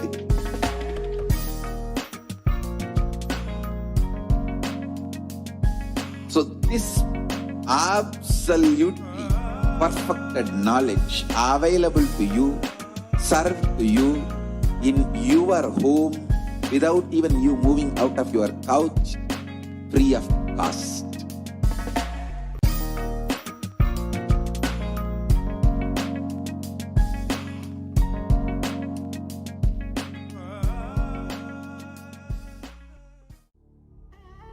What I mean by the word KAILASA, listen intensely.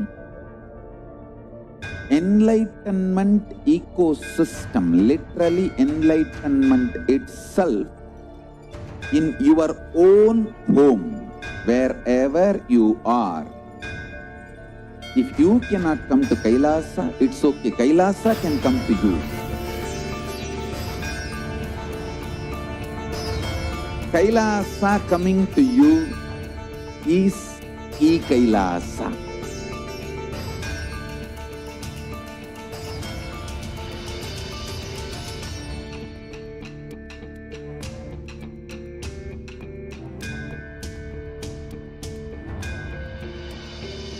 I will revive Hinduism. I am a Hindu revivalist, not by any revolution, but by evolution.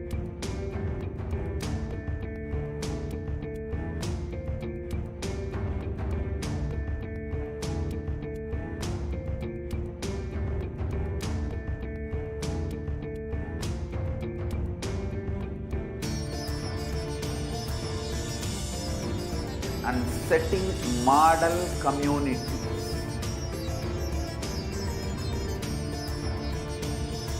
KAILASA, Enlightenment ecosystems, Sarvanyapitas all over the world.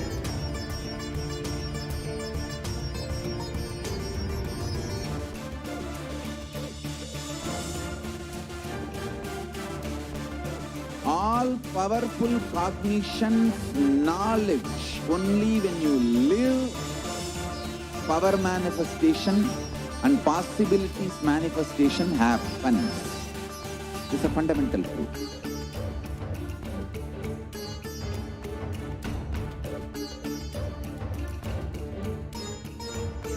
Hinduism cannot live exclusively as one sampradaya. No. All sampradayas of Hinduism is an ecosystem.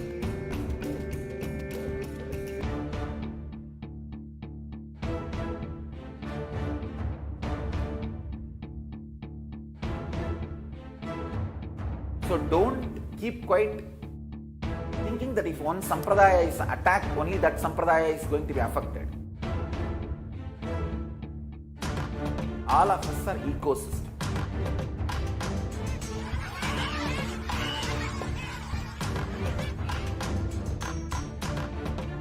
I invite all of you to get involved and enjoy Hinduism by the principle of Dharmo Rakshati Rakshitaha. When you protect Dharma, Dharma protects you. We will make the whole planet Earth flourish spiritually. The spiritual prosperity will happen to the whole planet Earth. We all have to coexist together.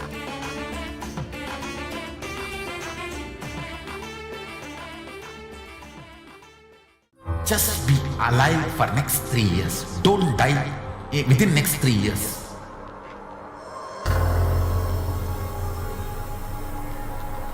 Just don't die within next 3 years. Be alive. Somehow be alive. I'm working sincerely. I will reach you somehow. Somehow I will reach you. It's my commitment to humanity.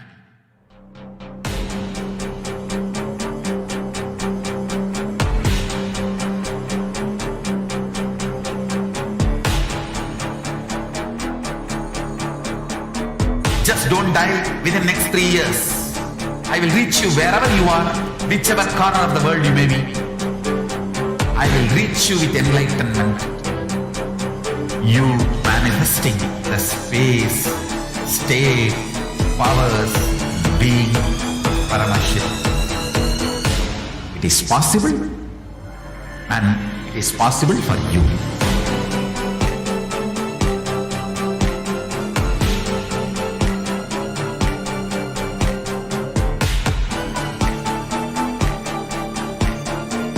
Paramashivoham will reach you with enlightenment science. I know he is going to do the job. Just be alive for next 3 years. Nothing else.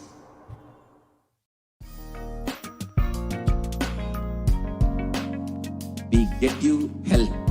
We get you ability to build beautiful relationships in your life. We get you direct spiritual support, and we make sure you become wealthy.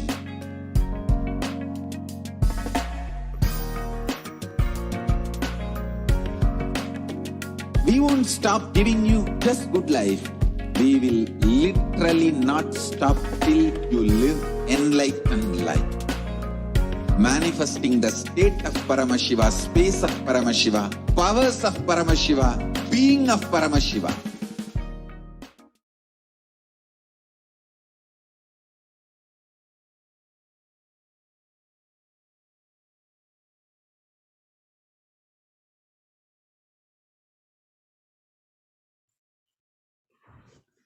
Nithyanandan. Yes, and welcome back to this segment where we'll be learning about the various offerings that we can offer to Devi Parashakti.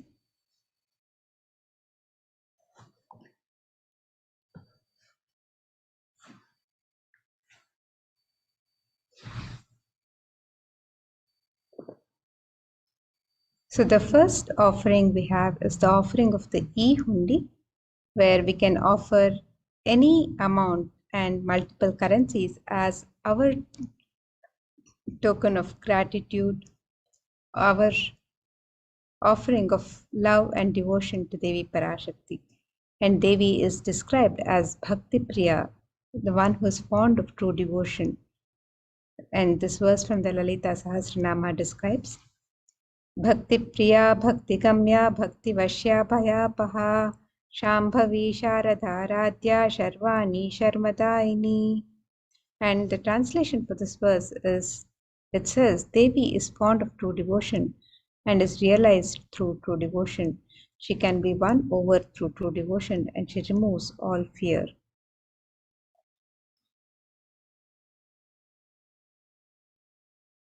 If there's any fear in the minds of devotees, Devi is sure to remove that fear. It is stated that Devi likes to be worshipped in autumn. Here it is meant the autumn of our lives when our thoughts turn more and more inwards. The role of the divine is known and understood clearly. The need for Devi worship then becomes stronger. And Shambhavi is the consort of Shambhu, Lord Shiva. Sharadharadhya is the one who is worshipped by Devi Sharada, Devi Saraswati. Sharvani is the wife of Lord Shiva. Linga Purana says Lord Shiva is described as Sharva in his earth form. Sharmadaini is Devi who bestows happiness on devotees.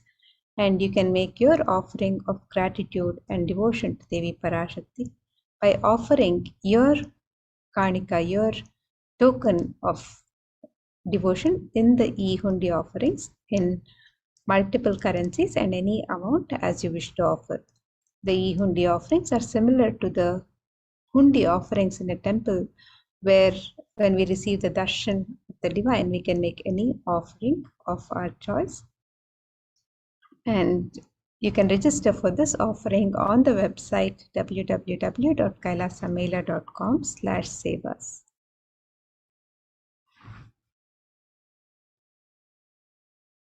The next offering to Devi Parashakti is the offering of the Sankalpa chanting, the conscious resolution, the conscious prayer to Devi Parashakti. And in the Saundarya Lahari, it is described, let the mantras I chant with the sacrifice in my soul become chanting of your name. Let all my movements become auspicious mudras. Let my travel become perambulations around thee. Let the act of eating and drinking become fire offerings or oblations in the homa or yajna to thee. Let my act of sleeping become salutations to you, and let all actions of pleasure of mine become part of your worship. So when you make the sankalpa, the conscious resolution, the conscious prayer to Devi Parashakti, the blessings for both asked and unasked prayers, remembered and forgotten wishes are granted, are showered upon by Devi Parashakti, by the grace of Devi Parashakti. All the prayers and wishes simply manifest. So you can make this offering of the Sankalpa chanting, the conscious prayer to Devi Parashakti on the website www.kailasamela.com/sevas.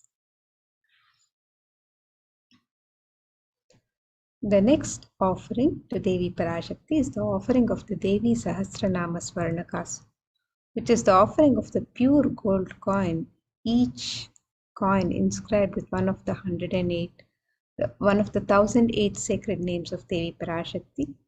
And each of these names which describe the very divine qualities, the very divine attributes, the Ananta Kalyana Gunas of Devi Parashakti, each coin is inscribed with one of these very powerful names. And when you make this offering, you're also blessed to imbibe these very same divine qualities of Devi Parashakti herself, to manifest and awaken these very same divine attributes of Devi Parashakti within you. So you can make this offering of the Devi Sahasranama Swarnakasu, the pure gold coin, each coin inscribed with the 1008 sacred names of Devi Parashakti, on the website www.kailasamailer.com/sevas, and you can make this offering in 3 different denominations and any number of coins as you wish to offer.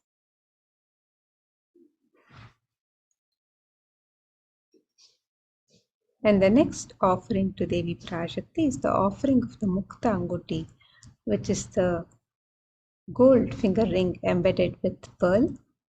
And in the Devi Suktam, it is described, let the goddess who brings good fortune, who is praised by the gods, who is served by Devendra, who is praised by Devas, troubled by the Asuras, who is praised and remembered as devotion to her solves all, who is the source of all good in the world, let that goddess destroy all obstacles. And you can make this offering of the Mukta Anguti, the gold finger ring embedded with pearl, to Devi Parashakti as your token of gratitude, your token of love and devotion to Devi Parashakti, and be blessed with the protection from all dangers and fears, and be bestowed with all the auspiciousness and blessings of Devi Parashakti in your life. So you can register for this offering on the website www.kailasamailer.com/sevas. And the next offering to Devi Parashakti is the offering of the Swarna Padma Pushpa, which is the gold lotus flower to Devi Parashakti. And in this verse, in this prayer to Devi Parashakti, it is described, Siddhi Buddhi Prade Devi Bhukti Mukti Pradayini Mantra Murte Sada Devi Mahalakshmi Namostute. And the translation for this verse, it says, Devi who bestows accomplishments and intellect, who showers worldly prosperity, Devi who powers the subtle mantra of the cosmos, I bow to you, O Devi Mahalakshmi. And you can make this offering of the Swarna Padma Pushpa, the gold lotus flower, to Devi Parashakti. She is the one who bestows all the intellect and the prosperity. She bestows both the intellect, prosperity, and all the auspiciousness on her devotees. So you can make this offering of the Swarna Padma Pushpa, the gold lotus flower, to Devi Parashakti, and be blessed to attract positive relationships in personal and business endeavors. So you can register for this offering, the Swarna Padma Pushpa, on the website www.kailasamailer.com/sevas. The next offering to Devi Parashakti is the offering of the Swarna Metti, the gold touring to adorn the sacred lotus feet of Devi Parashakti. And in this verse from Saundarya Lahari, it is described that Lord Brahma, the creator of Yor, selects a dust from your feet and creates he this world. The great Adishesha with his 1,000 heads somehow carries a dust of your feet with great effort, and the great Lord Rudra takes it and powders it nice and uses it as the holy ash. So even the dust from the feet of Devi Parashakti bestows so much grace and auspiciousness, blessings upon her devotees, and she's even worshipped by Brahma, Vishnu, and Rudra themselves.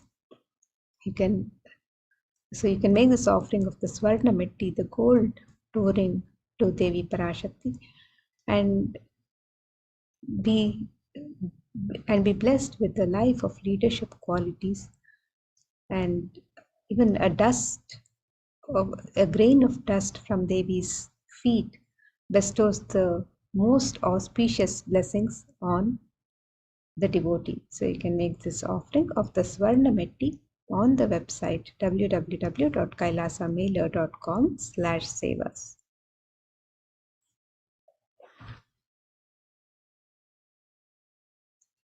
And the next offering to Devi Parashakti is the offering of the Swarna Mangtika, which is the gold hairline jewelry to adorn the crown of Devi Parashakti.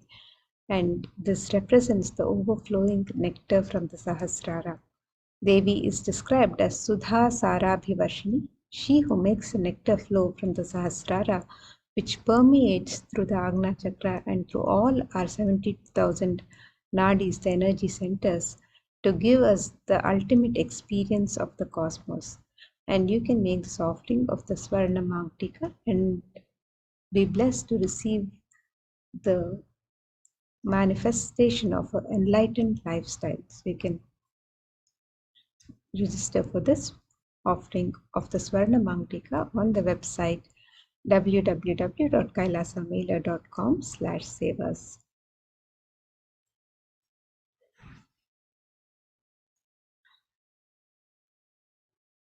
The next offering to Devi Parashakti is the offering of the Pratyaksha Pad Puja. And in this verse from the Guru Ashtakam, composed by Adi Shankaracharya himself, he sings, Yasho me gatam dikshu dana pratapa jagadvastu sarvam kare yat prasadat manaschena lagnam guru rangri padme tatakim tatakim tatakim tatakim. And the translation of this verse, it says, my repute has traveled in all directions. Through my philanthropy and prowess, all the things of this world are in my hands as rewards for my virtues. Yet if one's mind be not centered upon the lotus feet of the Guru, what then, what then, what then? The offering of the Pratyaksha Pada Puja is described as one of the most sacred ritualistic offerings of gratitude to Guru. And even Paramashiva himself describes the glory of worshipping Guru's feet. In the Guru Gita, he describes the glory of the Pratyaksha Pada Puja, the worship of Guru's feet, to Devi Parashakti herself. And in this Guru Ashtakam, Adi Shankaracharya sings the glory of the Guru and worship of the Guru. From time immemorial, the tradition of offering our gratitude to Guru is a most sacred tradition in the Hindu sampradayas, the Hindu tradition being a Guru-disciple, Guru-Shishya tradition. And you can register for this most auspicious offering of the Pratyaksha Pada Puja. And you can make this offering on the day of the Avatara Jayanti, the Avatara Dinotsava, which is coming up on the 28th of December. And that is the day when Swamiji himself happened on planet Earth. And the day of his happening, the day of the happening of Guru, you can make this auspicious offering. So you can register for this on the website www.kailasamailer.com/sevas. And the offering of the Pratyaksha Pada Puja blesses one with the sweetest paths to enlightenment. So you can register for this offering on the website and register to offer it live, offer your sacred sentiments and express your gratitude to Guru on the day of his happening. So it's on the 28th of December, the birth star celebrations of the Avatar himself. So you can register for this offering to make this offering on the 28th of December.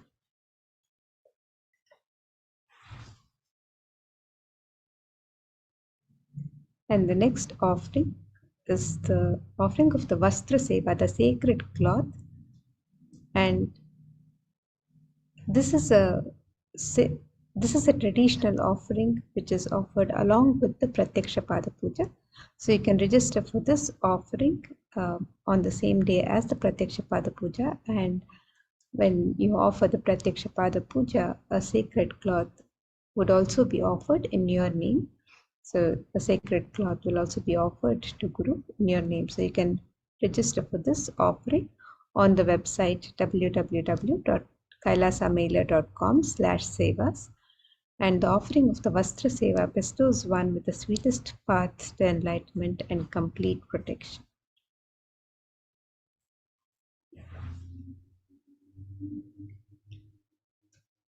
So here we have a summary of the various offerings. The e-hundi offering, which can be offered in multiple currencies and any amount of your choice. The Sankalpa offering, the conscious resolution, which you can offer on the website also. And the Devi Sahasranama Swarnakasu is the offering of the pure gold coin, where each coin is inscribed with one of the 1008 sacred names of Devi Parashakti. And this offering can be made in 3 different denominations and any number of coins of your choice. The Mukta Anguti is the offering of the pearl finger ring, the gold finger ring embedded with pearl, and you can make this offering in 3 different sizes. The Swarna Padma Pushpa is the gold lotus flower, which can also be offered in 3 different sizes. The Swarna Metti is the gold toe ring to adorn the sacred lotus feet of Devi Parashakti. The Swarna Mangtika is the gold hairline jewelry that adorns the crown of Devi Parashakti. The Pratyaksha Pada Puja is the offering of the sacred ritual of gratitude to Guru. You can register for this offering on the website www.kailasamailer.com/sevas. And the Vastra Seva is the offering of the sacred cloth to Devi Parashakti. So you can register for all of these offerings on the website www.kailasamailer.com/sevas.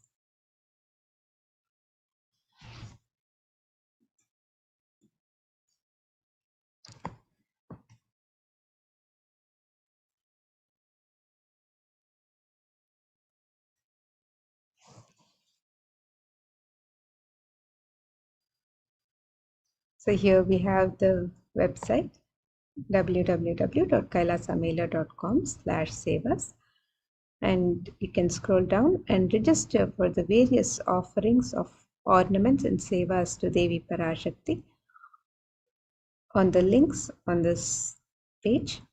So you can make your offerings of ornaments and sevas, and also you can also register for the e-hundi offerings through the links on step 2. And if you'd like to make an intention to make an offering and be blessed to manifest your intention into reality, you can fill out the form on step 1 and receive the blessings of Devi Parashakti to manifest your intention into reality. And you can also fill out the Sankalpa form once you've made the offerings of the ornaments and or sevas. You can fill out the details of the Sankalpa, the names of yourself and your family members to be chanted during the offering of the rituals and worship to Devi Parashakti. You can fill out the Sankalpa details on the form on step 3. So the e-hundi offerings can be offered in multiple currencies: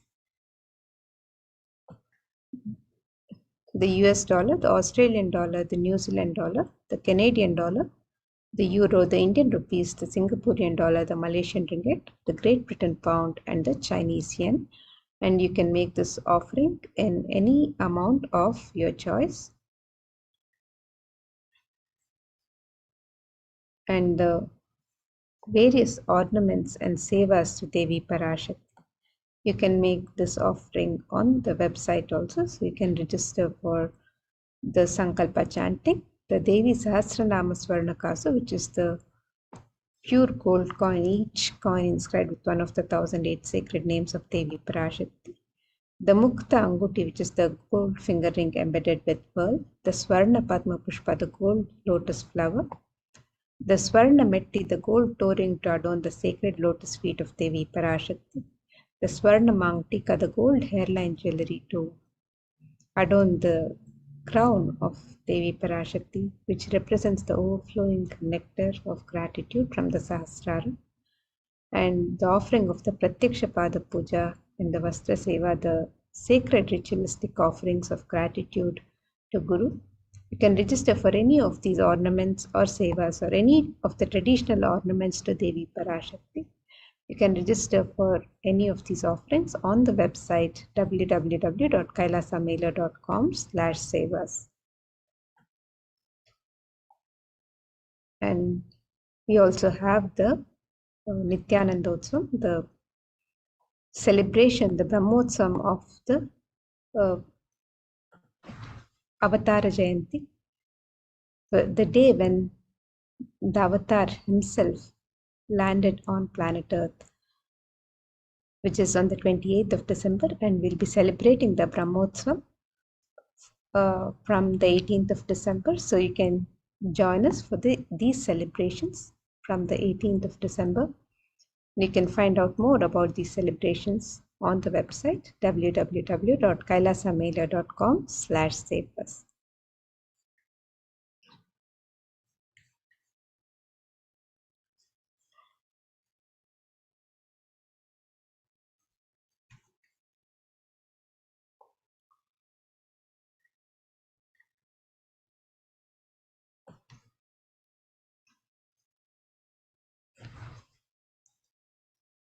And with that, now we'll also learn more about the Maheshwara Puja, which happens every full moon and new moon day, that is the Paurnami and the Amavasya days, where Kailasas offer the rituals of the final rites to ancestors. So the Maheshwara Puja is also observed every Paurnami and Amavasya. So we'll be sharing some information about the Maheshwara Puja.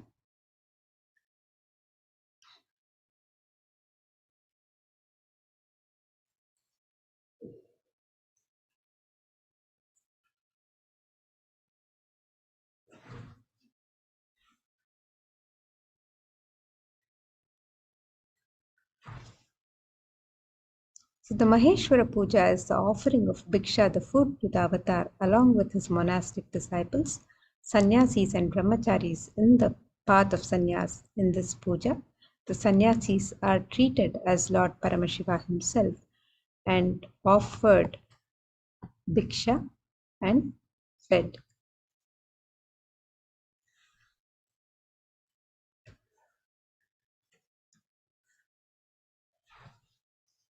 And the tradition says that offering food to the Avatar is equal to feeding 10,000 hungry, and the best place on planet Earth to give the Pinda Tarpana, the food for the departed souls.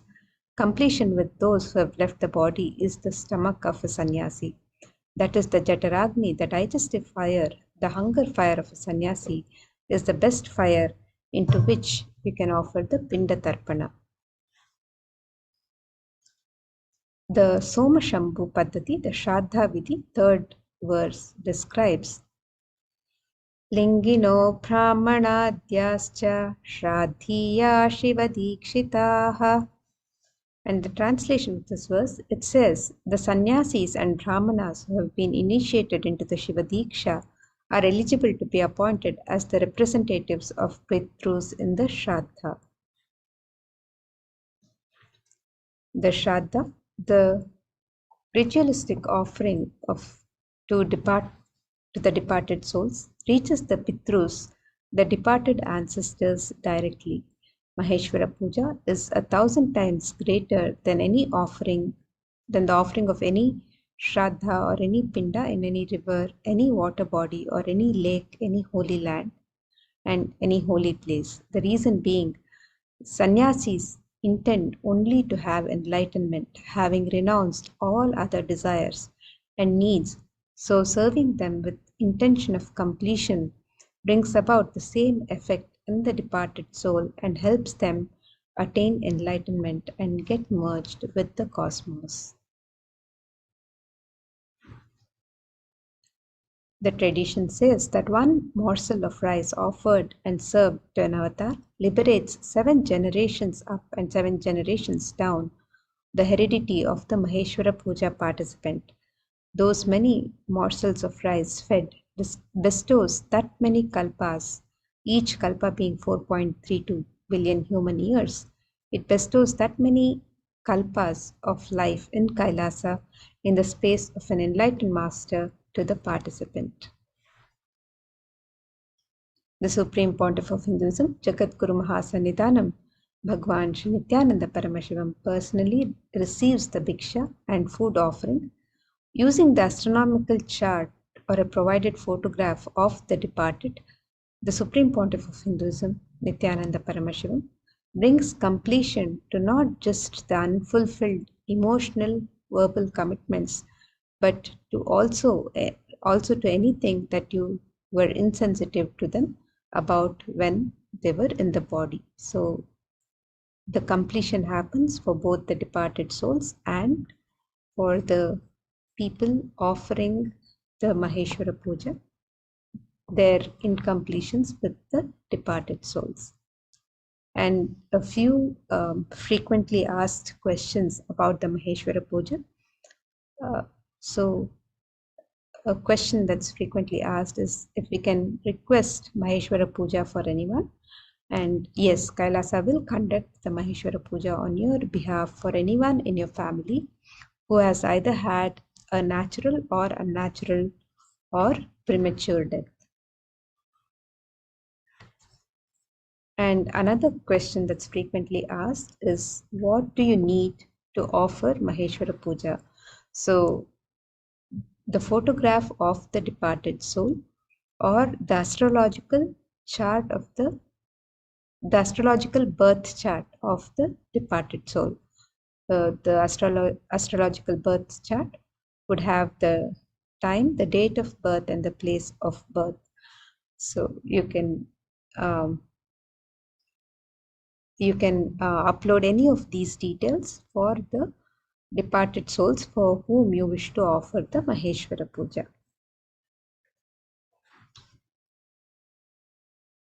And another frequently asked question is if the Maheshwara Puja can help a soul which has committed suicide. And yes, only Maheshwara Puja can bring the departed soul to rest in peace. If you have any close family or friends who have committed suicide, Maheshwara Puja will greatly help the soul in its journey.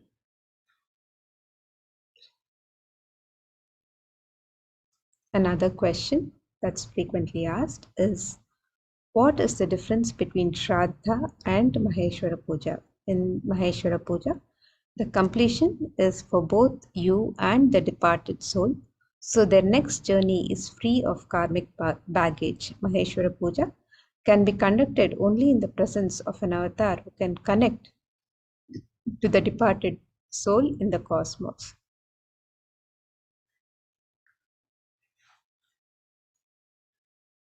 Another question is if we can request Maheshwara Puja for ourselves.